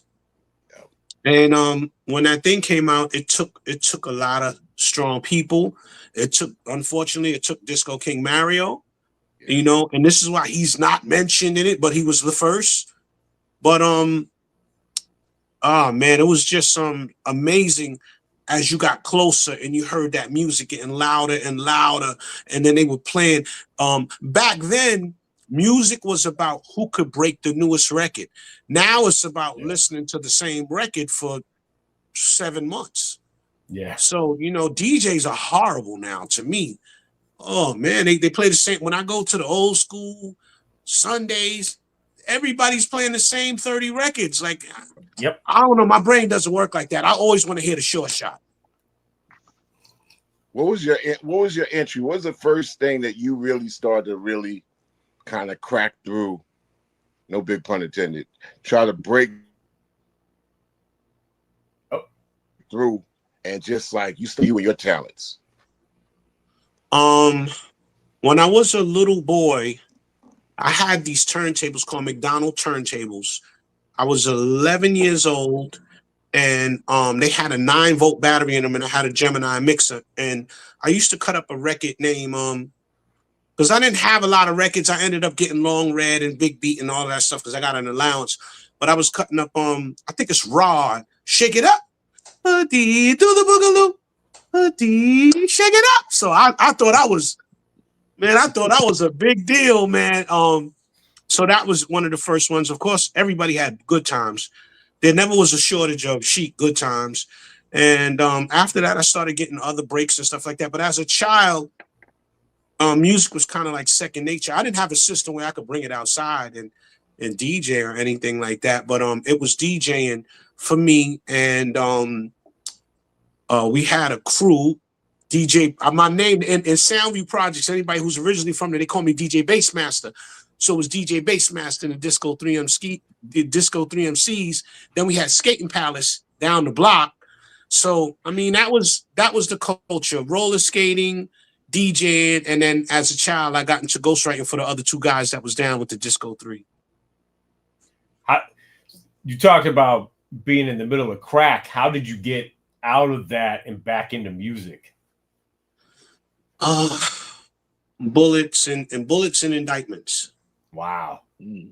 My friends started going to jail for life, and it really saved me because my neighborhood is extremely violent. Coming from Soundview Projects, I know every last one of the guys that are famous for being killers and just vicious. Actually, one of the guys who started the gangs in New York, Pistol Pete, this is my friend. So I just started seeing a lot of my friends were catching life, and I straddled the fence for years. Like I'll go get a music check and I go sell 2 or 3 beats and go buy a kilo. That was second nature for me. Buy a half a bird or buy 125 grand. That was my life coming from where I was from. But it just came a point in time where it's just like you old and I always straddled the fence because we got brung into coming from where I come from, like Bronxdale Projects, they were black spades, then they all turned 5%er during the 80s. Not to say crack didn't touch their neighborhood, but for my neighborhood was the dope block in the Bronx from the 70s. I'm going to junior high school in the morning, guys throwing away the samples and everybody's running to grab the bags of dope. So I saw that, I know who Blackjack is. They talk about Blackjack's little brothers all over, because they got this thing going back and forth now about who started hip hop in the culture. Blackjack, like the part in The Wire where Omar was coming down the block. When we got out there in 1984, you see Blackjack, bow-legged thug coming down the block, the corner would clear out. Wow. We didn't want no problems with Iron Mike from Bronx River, Blackjack from Bronxdale. So, it was just the street life has always been second nature. So it wasn't like even if you really listen to any of the Money Boss records, we always had a message in the record. It wasn't like glamour. It wasn't cute. It wasn't I'm the guy with 1,000 bricks. That wasn't what our message was about. We were literally telling you in those records, like, you're going to get tapped. If you're going to get caught, you're going to catch 1,000 because we're giving a depiction. Like, it's like all these cutie pie niggas started rhyming about the streets and they made it like, gorgeous for the children to get into. We was telling you, you're going to die. Yeah. It's a good chance you're going to get your head knocked off. So, I straddled the fence for the money. I've always thought that, to want to be tough, you got to be a special kind of stupid. If you think, being tough and hurting people and doing stuff to people, like, you ain't going to get it back. Like that part of the music, when people put that in the music, I'd be listening like, I don't think the new little boys that are being raised by mothers alone have enough sense anymore to be like, I'm going to get hurt if I keep doing this to people. Right. You need the father to say, hey, boy, smack them off their toes. Like, well, Chuck D. I could just tell you, Chuck D. got his whippings. They killed us and brought us back to life when we was children. Yeah. So if a child doesn't experience that at home, they're gonna go into the street and get that whooping, and sometimes that whooping is a funeral parlor. So, I straddled the fence with it. I'm not proud of it. It's something that, and now as a grown man with a grandson, I feel like that was the CIA, and I feel like that was something to, because crack really turned the neighborhood into the hood. Mhm. So, your fentanyl, we just had a whole pandemic. I still know what's going on. The prices drop. Stay inside the house for a year or you're going to get a head cold. But the prices dropped and now we got fentanyl. No one was able to move around. Who brung this stuff in? Get out of here. Yep. So, I just know it, understand it, the ins and out of it. And there was one time where I got very big in the streets. And, another reason why I would never do it again is because you can't spend the money. Does anybody understand that? Yeah. So the reason drug dealers buy chains, women, cars, watches, it's a circular thing of clothing, glamour, is because say I'm a drug dealer and I got $4 million and I say, oh, I want that house there for $500,000. Can I take $500,000 out my piggy bank and walk in the place and be like, here's the money? No, the FBI, the DEA, the IRS, everybody going to show up. Department of Defense, who's this nigga with $750,000? So the money, you have to, you can't spend the money. Yeah. So there's a circular influx of bad purchases. No brownstones, no homes, sneakers, cars, jewelry. And I had to get to that level to be like, oh, I want to do this, but let me call my uncle down south to see if he can co-sign for this for me.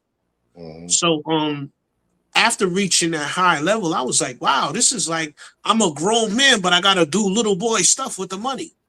And every time you trying to clean the money, you coming in contact with a legitimate wolf who wants to tap you out. So, nah, it's not worth it. All money ain't good money. And I would say to everybody out there, you get in and get out, get your grocery store, your supermarket, and quit. Yeah. That's it. That's it. Because you can't replace how do you tell a person that's poor, don't do that? The poor person has to go out there and get bit by the alligator.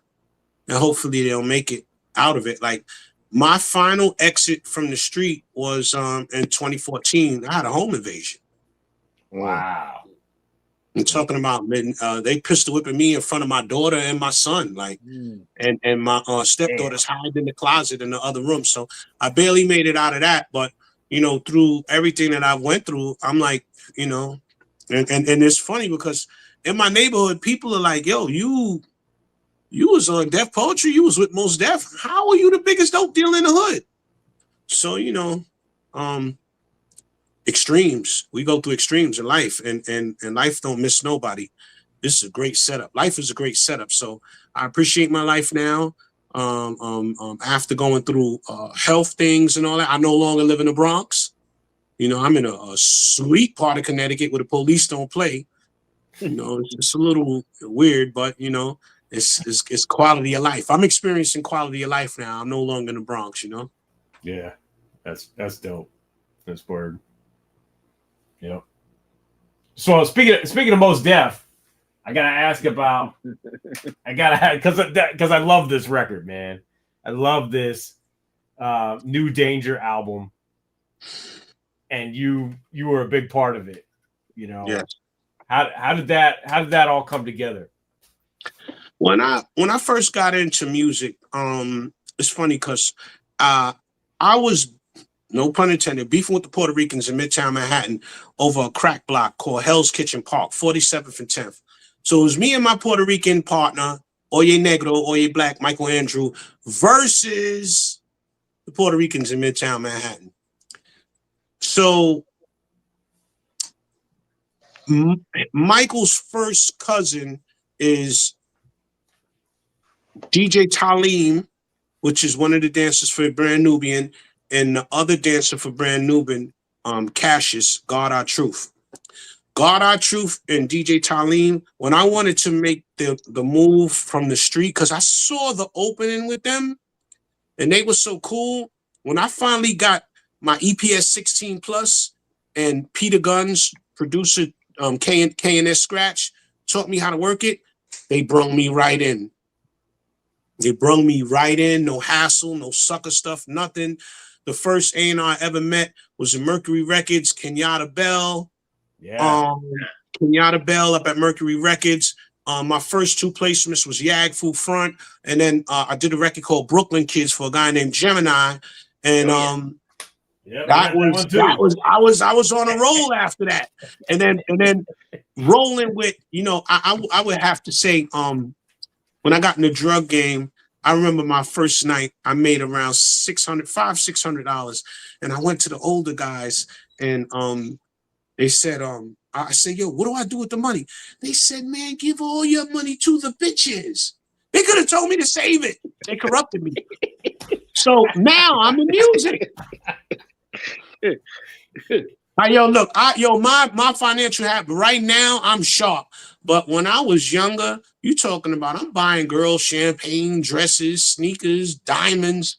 I'm known as a trick in the Bronx, but and they hate that. But so now I'm in the music, and I'm kind of like inadvertently, I'm rolling with Grand Poobah.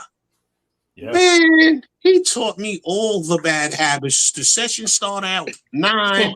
Poobah coming in at 1:30. Sometimes he don't even show. I got about 4 unreleased records from between 1990 and 1992 with Poobah. So wow. He didn't rub off that bad on me, but I still caught some terrible habits from my man Poobah, so. But hey, I'm saying that, you laughing. People that know Poobah know. You pay Poobah $20,000. He's supposed to be there. He's coming the next day like, oh, I thought the session was so.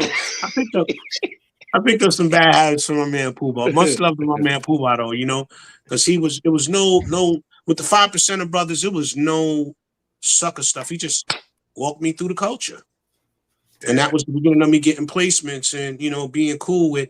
I thought everybody was going to be down to earth like Poobah, and Chuck could probably tell you some stories about how weird people are in the entertainment industry, and I think we're finding out why now. But artists are artists, man. Artists are artists. Let artists art, man. And ain't no new story, Minnesota. I mean, artists have been like this 1,000 years, though. Where artists are, now, are they supposed to drive the bus? No. You know what I'm saying? Put your ass over in the artist passenger seat and just enjoy the ride. And right. But I just think you have people that are supposed to be responsible as administrators, and they dropped the ball. I think the administrators dropped the ball. I think the industry people in positions, they dropped the ball. They were greedy. Artists are going to be artists no matter what. It's the ability to make artists what they do, to almost come up with magic out of nothing. And I think there needs to be a caretaking and a coaching of that. And you as a producer, although you knew where a lot of those habits came from, the streets, the industry, the administrations, when you happen to have an artist come through you, what does the post 2000 Minnesota tell them, and how do you go about getting them into understanding what it's all about?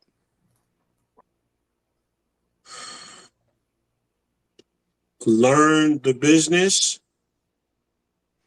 do the music, do the work, and go the fuck home.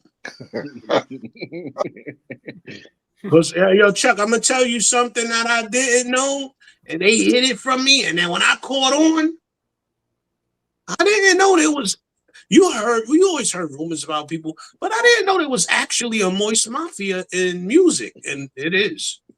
Oh, yeah. 1,000 years too. They had a movie called Caligula. Yeah, 1,000 years, yes. 500 years ago, yep. Roman Empire is definitely in the Yeah, music game. yeah. Man, but you all the better for, because there's a lot of teachers that came out of people coming their way, man. And it's like, I mean, yeah, I mean, do you keep a journal? Do you think it's time for the Minnesota book? Are there other producers that you can also feel that you could write the book about and with? I mean, we in a reading society, although they be scrolling and texting, but My a my story. book, my book would be more about the origins of hip hop as a child, and then how we got vacuumed out of the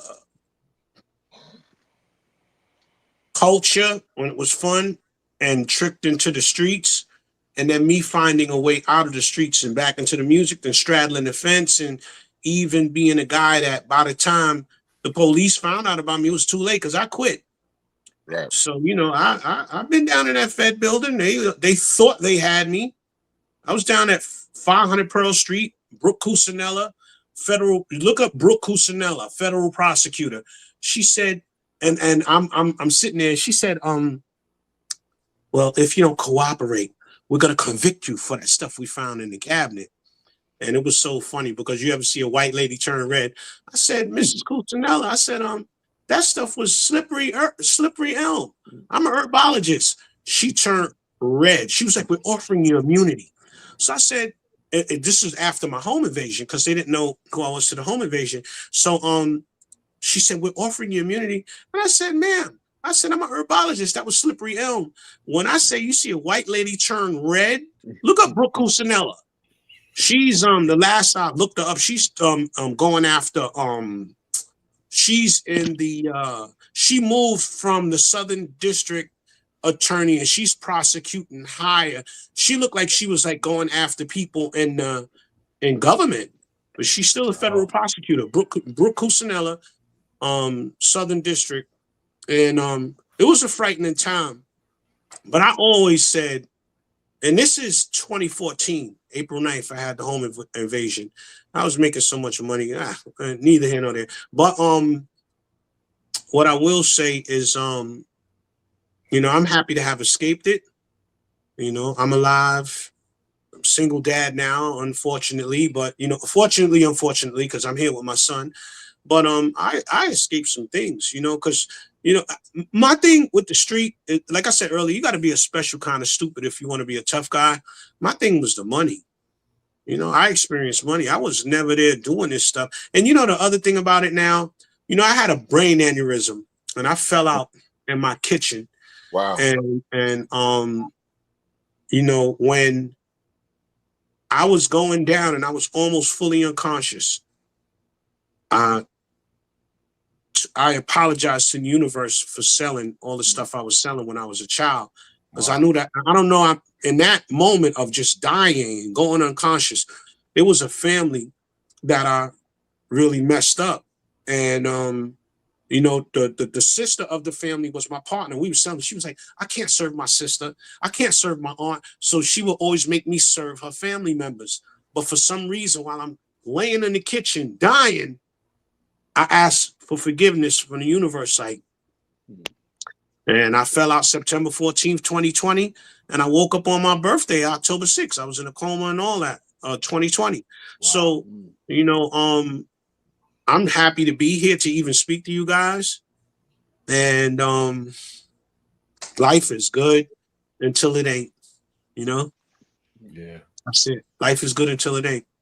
Yeah, people always want to hear that upside story, man. And you about one of the most upside cats that's here with a storyline like you do.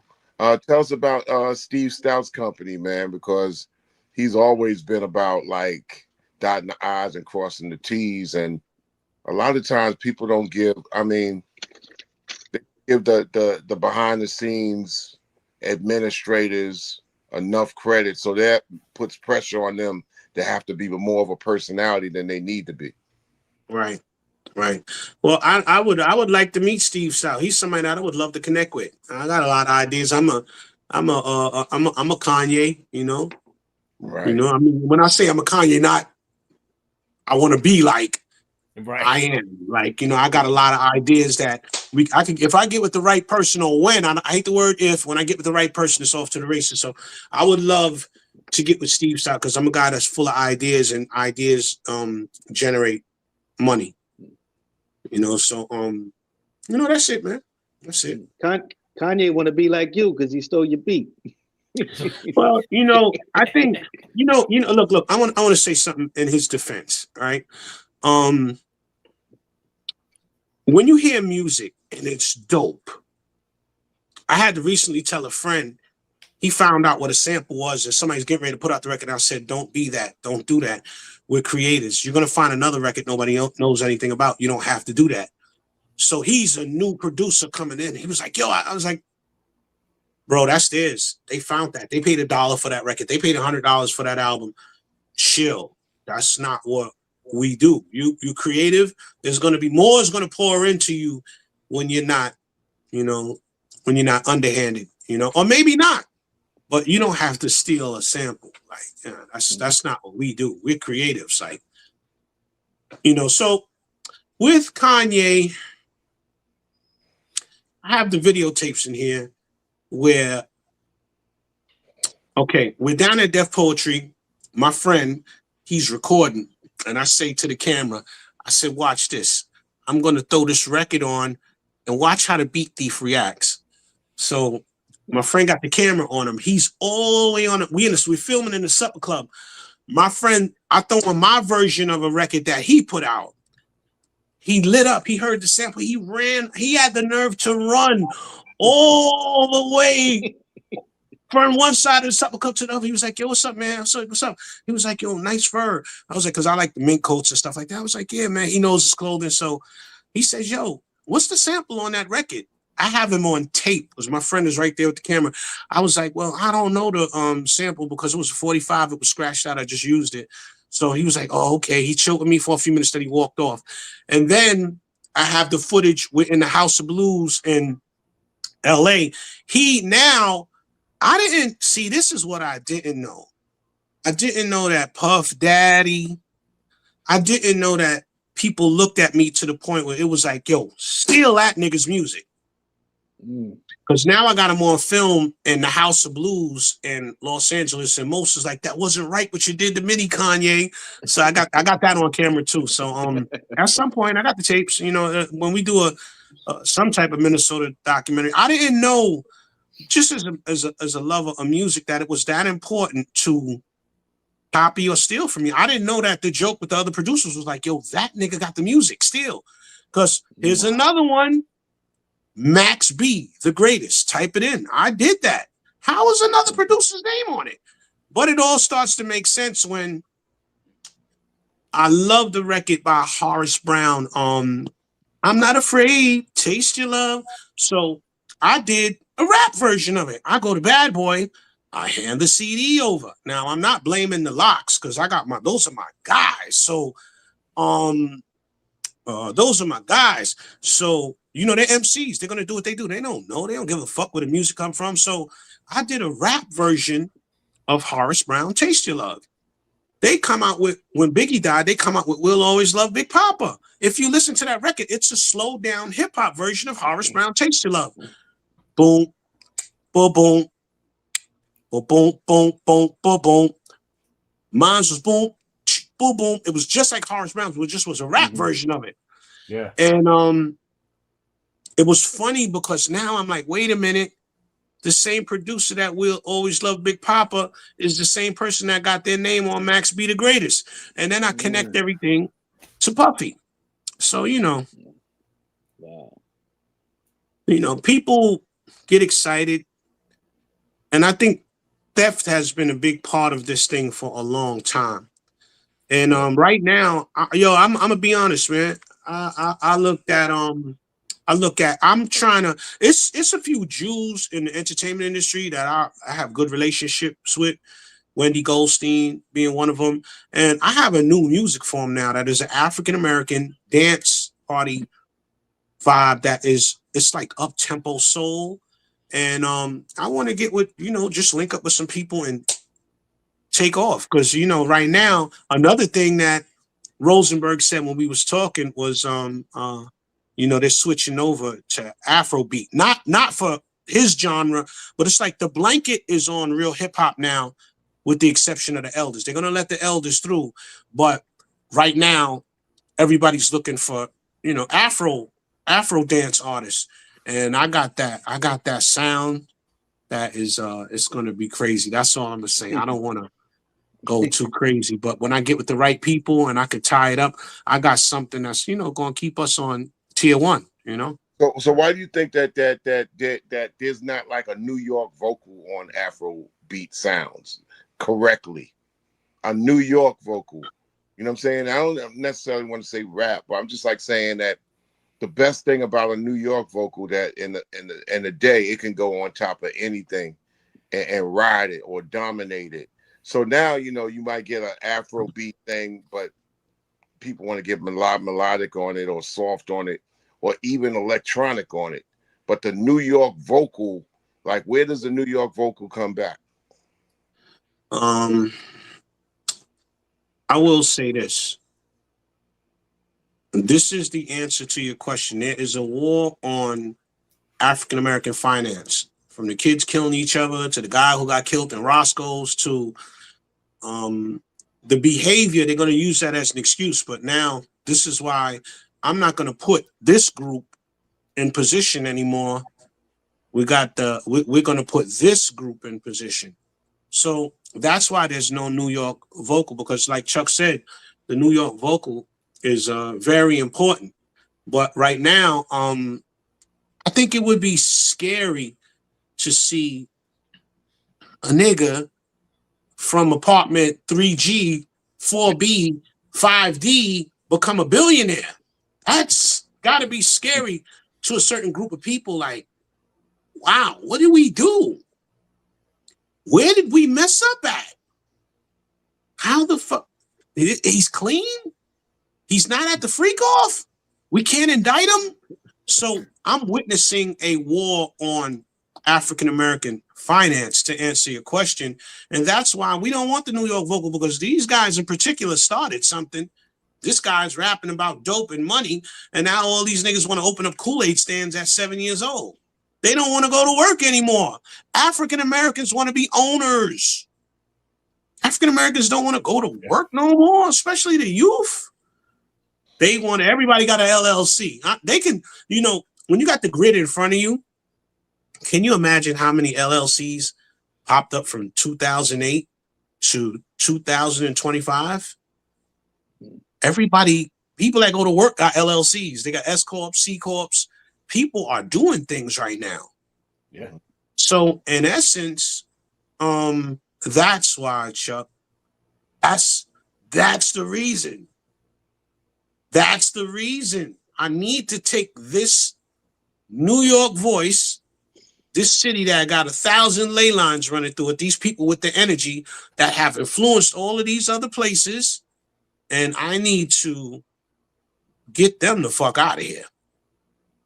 Because it seems like what they say. What was that commercial when we was younger? When H&R Block talks, people listened. So it's even and even like with y'all, like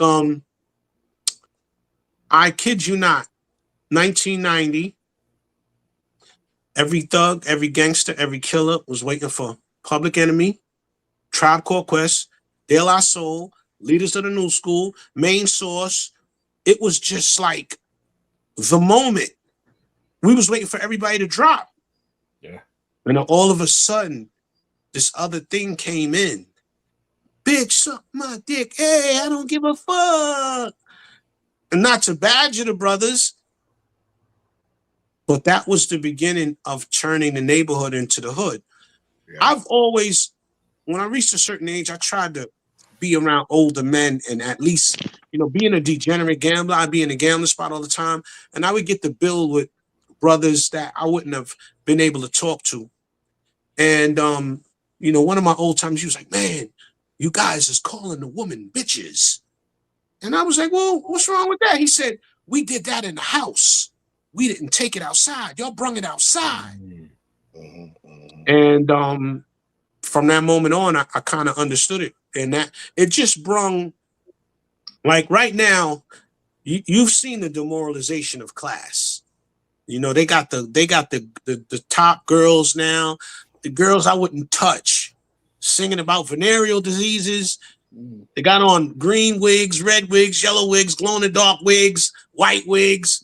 They look like strippers. I mean, the people that run the music industry went into the underbelly of our community. It's like they got the hookers from Hunts Point and tried to make them stars, even though it didn't work and it lasted for a minute. There's a child somewhere listening to this. Yeah. Can I just say, go watch Cardi B play that WAP crap, and the minute her daughter walks in the room, she shuts that damn thing down. Shut it off. Quicker than anything. One thing I could say to anybody out here, the children are watching and they're nosy. Growing up on a dope block, we watched the guys stash their guns under the cars. We watched them stash the package in the tires. Like, it was nothing we missed. We saw shootouts at a young age. We witnessed homicides. Even though we were playing manhunt and tag, we were inadvertently being groomed for the game. And the children become replicas of what the adults are doing. So to anybody that's out there, please be aware of what you're doing in front of the children. I'm so glad that I could show my son a different way, and he's a little nerd up here in Connecticut, and you know, his hairdo is weird to me. I mean, I'm happy because with his personality, I would have had a whole different problem if I had him in the Bronx. Yeah. Had I had him in the Bronx, he's an impressionable child. But now he wants to play soccer and he don't care. Dad, I don't care about the Bronx. I don't want to go see my cousins. They're ghetto. And sometimes I get mad, but then I'm like, yeah, you're right. You're right. You're right. Asar, come here real quick. Look at the hairdo. It's Miami Vice meets Kashif. Hurry up, real quick. Meets Kashif. Come on, real quick. So this is what I'm talking about when I talk about change is necessary. Come on, man, what you doing? I'm not gonna be on the live. Come, man, just come on. You know I love you, man. I always like to show my son. Asar. Okay, no. We overstand. Hey, bro, we overstand. We overstand. We get it. It's something. Hold on. And it's probably like, oh, Dad, what? Wow. I want to see the hairdo now. Right. It's something. It's something like Sherry. Stop it. You stop it. Oh, man. It's something like what's my man Morris Day and Morris Day in the time? It's something like that because I be perplexed. Like, okay. And I was told, look, man, if it ain't like this, the girls don't want you if you don't got this. I'm like, what?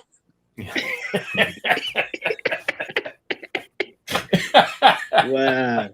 Maybe I'm old school because I had him with the dark seas. He was like that old 1970s haircut. I was like, you want me to have my hair like you got your hair low? He's like, that's not it. Girls don't want that. Yep. Change the environment, yeah. You know, so And you gotta love it, man. yes. Life is good, man. Every day, you know, I don't think people understand how fragile life is. And, you know, I understand that now. So my first 50, cool. This second, you know, I'm on I guess this is the third quarter going to the fourth if I'm fortunate. But until, you know, I tap into the ethereal realm, I just really I take it easy, man. Peace of mind is You break it down. moment by minute, and every day is a joy. You know, where Okay. before was like, you know, everybody's rushing, and the hustle is to try to get to the next month, try to get to the summer, try to get, you know, after the 50-yard line, take the minute by moment, savor it, man. Sip it. You sip it like fine wine and cuisine, not guzzle it. Yes, yes. And then especially when you've been through some things, Yeah. you know, I probably needed to, because I was always kind of like low key but left lane, moving fast to do the deal, moving fast to, you know, and I could say when you don't know what you have, you'll lose it, even if it's somebody you love. You know, so you know, life is good now. I got a good lady. You know, I got my son, and I just cruise, man. I'm not in a rush to go nowhere. I duck parties. Man, I like to go to the with like man, what's my man named Static Selector, and then when they have events, I come out every once in a while. I'll go to those, but you no, hire me to DJ. I'm coming out to play rare and obscure records, vinyl, whatever you want. Me and my partner. Otherwise than that, I'm not coming out. No, forget it. I'm going to sign off and watch the show from the other side, but I salute you, sir. And Yeah, remember, same way. Hey Chuck, man, we gotta get in contact. Are you recording anymore? man, let me tell you, man, not only do I record albums upon albums upon albums, but I help create technology on the internet that makes us do this type of stuff anyway. So when you open the first page of my book, he's like, damn, go ahead. 395 pages to go. This motherfucker is busy. So yeah, man, connect with everybody on there. Everybody is my connect contact. There's always a song that we could do together and me, or we could make a reunion 30 years later, whatever, on a song. I do one song, I don't go further than that. And I'm here, man. And yo, man, like I said, God makes people like you the best teachers. Hey, thank you, man. Right. Thank you. All right, peace, Chuck. Yes, indeed. Hi, Mr. Chuck. Based in All right. Minnesota, man, the great Minnesota. Yep. Money. Thank you, comrade. Of course. Ultra Mag, Flatline, anything before we wrap it up? No, I'm good, man. That's great. I love hearing Minnesota just spit all that knowledge, brother. And thank you, man, because you know what? You know, when I do interviews, I didn't notice it, but they always ask me about my man Big Pun, Big Pun, Big Pun, Big Pun, Big Pun. And it's you know, that was a good guy. So I grew up with him, childhood friend. I'm from the M building, he's from the C building, and we grew up in a complex, Academy Gardens together. But I didn't even notice it. And then you know, well, my manager was like, "Yo, Minnie, you talk about Big Pun a lot. You gotta switch to." So I'm glad you guys are probably the first guys that really talked to me and didn't ask me about Big Pun, Big Pun. I got something new coming with Pharaoh Munch, Saigon. I just did some stuff with them. And look, I don't know what the fuck De La Soul is waiting for.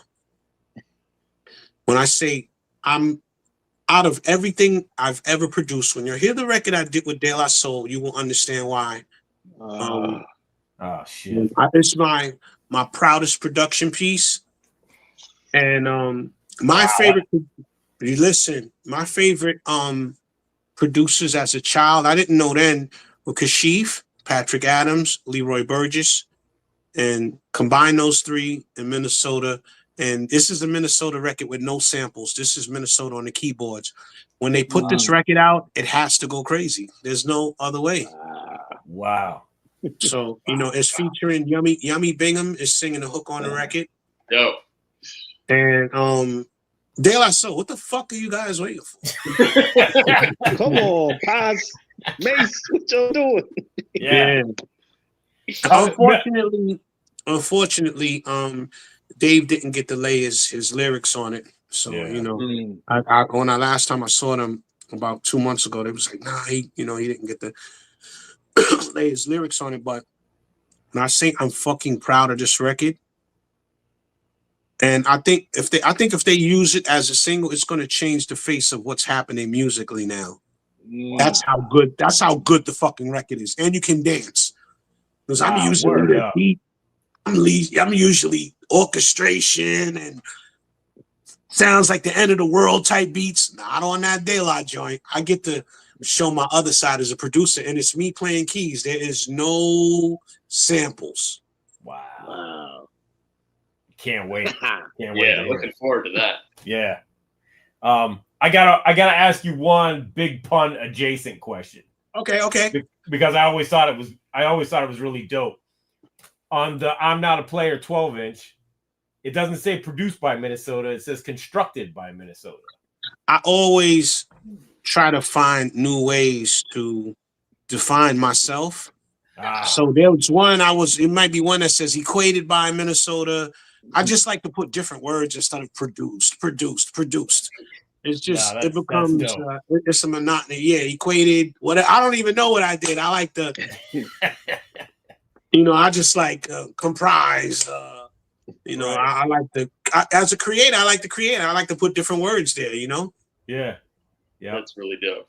Yeah. That always stuck out to me. I was like, wow. So there was, and that record is crazy. Thank you. Crazy. Yeah. So, bro, you're gonna ask big one questions. It's all right, but it's just like every interview. I already spilled the beans how funny my man was and how he was he did wild shit. Like that nigga was crazy. It's a sound you Puerto Rican. That nigga was crazy, Yeah.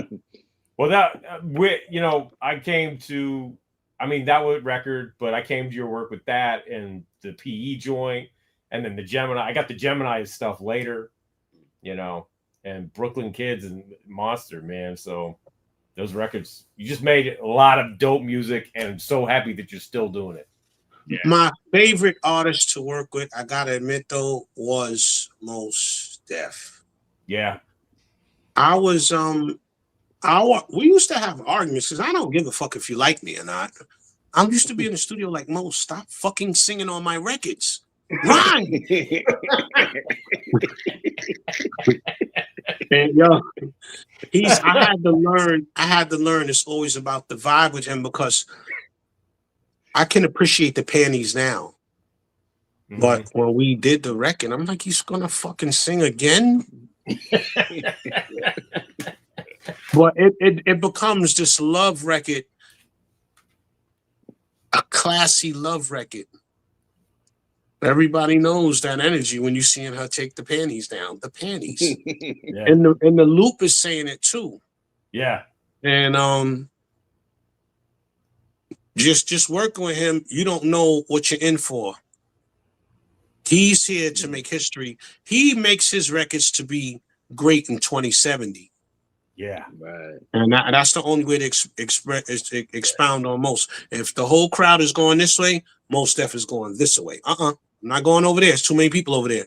Yeah. Right. He's really a recluse. He's not I don't think he likes people like I don't. Like he don't like crowds. He just does the work and goes home. Yeah. Right. Because he's a real human being. He's not star-studded for the level he's on. No asshole detected anywhere. Yeah. And that's hard because I can see he fights with that based on, I remember we was on 28th and Park and he was waiting for his daughter and the guy just jumps in his face with a camera. Me, I'm always ready to fight. Most is like, yo, man, I'm a human being. Like it was just a moment. And it was like, the guy was like, oh, you're an asshole. I thought you were a better person. Wow. But he changed his name because he was like, yo, bro, it's like, I'm like, the music industry makes you public property. Yeah. He said, I got to jump out of a car with tinted windows to make my way into the building. And hopefully I can make it in because everybody wants to take a picture. He said, this is a curse. It's not a gift. It's not a blessing. I have no privacy. Yeah. And, rolling with him for 4 years, I started to see that like, shit, this is annoying. Right. I'm hiding. I get out. I sneak in. It's like I'm here, I'm present, but I'm hiding. Yeah. Shit is annoying. Wow. Did, You know, whose so I on that Yeah. on that album? Whose idea did he ask you to rhyme on Grown Band Business? All right. Most stuff is like Grand Poobah with studio time. If the session start at 9, most is coming at 1. He's had, okay. He's had his sushi. He gets his sushi. He smokes these. Sometimes he has these. I don't know what they are. They're long. He's like, if Most Def was supposed to be born in 1918. He's a piece of art from a museum. He's not from here because he's when I talk about intellect, the man has lived. He was living in by the Panama Canal. I forget what's the countries by the Panama Canal. Y'all say it, I don't know it. By the Panama Canal? Yeah, well, Adjacent? he was living down there. Oh, okay. He was living in Central Africa. America? Yes, but it's a country. I can't think of the name. He was living in Africa. He was living down there. He was living in the UK. He's like a gypsy. And he says, Minnie, I have to give my children an international perspective of what it means to be black. Wow. So he's in Spain now, and it's no boxing him in. Yeah. He'll pop out, do a movie, do an album. He's just cool. Like I can't put a finger on it. Like it takes an enormous talent to not be an asshole once you become famous. Yeah. And he's just a real person. Like he's on Earth, you know? It's no point in time when you're gonna get him in Asgard. Yeah. He's never had a diva moment when I was around him, and there's a lot of bullshit going on around him. And his calmness keeps everybody around him calm. So to if I could define Mos Def from my perception, if 8 trillion people are going this way, he's like, all right, y'all trillion go that way, I'm going this way. Chuck D said Honduras, Belize. Honduras. Okay, Honduras, but yes, Honduras. Yes, Honduras. Okay. Wow. So it was beautiful working with him because look, right? I don't want to be disrespectful, but there's rappers that I have a direct line into from the street. I've never reached out. I never wanted to work with them because I don't want to be around gang members. I know I don't want to be in the studio with a gun on me. Yeah. I don't want to be around that shit. And I could have made a bunch of money with them. But I'm like, nah, I'm good. I'll stay over here. That shit, I understand. You know, they set fire to my ass already. I don't want to be around no nigga shit. Like, forget about it. Call me bougie, whatever. Yo. Nope, I'm not coming. Yeah. Yep. Sometimes you got to make that choice. It's just that easy. No, sir. Yeah. Well, hey, Minnesota, thank you so much for joining us. It was an honor to talk to you. Thank you, man. Anytime, man. I'm sorry for being late, man. Late is terrible, you know? It's all good. It's all good. We understand. Okay. All right. We understand. So, yeah. All right, peace, y'all. And one more time before we sign off, you can find me at Minnesota_moneyboss on Instagram, you know, because we all have digital addresses now. Minnesota_moneyboss. And if you want to know about the origins of hip hop, because you know, it's bothering me because I'm from the Bronx and people are making up stories that didn't exist. And this is no pun intended to the Puerto Ricans, but this is what you were doing. The rise of the Latin hustle when black folks was out there and we was doing the do. This is what you were doing. You were ballroom dancers. Okay? Fat Joe, Busta Rhymes. This is not what we saw in the Bronx. Y'all got to take it easy. Take a deep breath. Somebody documented what you guys were doing. I'm a guy, I still read, you know, a lot of people just scroll. I'm an avid reader. So this is the rise of the Latin hustle. That's it. Peace. Peace. Thank you, sir. Peace. Hey, brother. All right. There it was. Yes. Yep. Worth the wait. Yeah. Yeah. Yes. Wow. Quite the story. Great conversation. Yeah. Yep. Yeah. And thank you, Mr. Chuck, for joining in. Yeah. So And That was and Knackwurst. And Knackwurst too, yes. Thank you, Knack, for stopping by. So, hey, we did it. We did it. Another one in the books. Another one in the books. Let's wrap it up. I think our homies at no, it's gonna be a rerun tomorrow, I believe. Tomorrow night for Body Hat Body Hat. Weekly. Yep. So yeah, I think there's a rerun because they still have the earlier episodes that they did on Instagram. They're gonna transfer over. I will double check on that, but I believe that's what's going down. And then you can join Flatline and Mr. Chuck and myself Friday night for the Angel Don't Stop radio show, Rap Station. And Jennifer Jenny Ultra Mag and our man DJ Soulbuck on Sunday, right here on Channel 0, 8 p.m. Eastern Standard Time for the mixtape. Soulbuck's going to be spinning the music of our upcoming guests for next week. Who we got coming up? Sparky D. Sparky D. Uh-huh. One of the legends in this piece. Mm-hmm. Yes. Next week, Sparky D will be in the house. Knackwurst, are you going to be in the house for Sparky D? Knackwurst. I mean, I don't know. I was just coming on this. Actually, I didn't think you were going to let me back in, but peace, y'all. Of course we're I have something to tell you. Okay. All right. We'll chat afterwards. But yeah. Always around for the T-Doc again, as long as I'm finishing up work, which sometimes I'm not, because you're on at 6 p.m. where I'm at. That's true. But yeah, join us next week right here, Tuesday night, 9 p.m. Eastern Standard Time, 6 o'clock if you're out west like Knack is and Jennifer. And we'll be talking to Sparky D. Looking forward to it. I want to thank everybody for watching us live, watching on the replay. Go download the Bring the Noise app if you haven't already. And yeah, please like and subscribe. Check out some of the other episodes we got right here on Channel 0. We'll see everybody next week for another. Oh wait, man, my end credits video was not set as the outro. What the hell? What happened? All right, but join us next week for another episode of It's C-Doc again.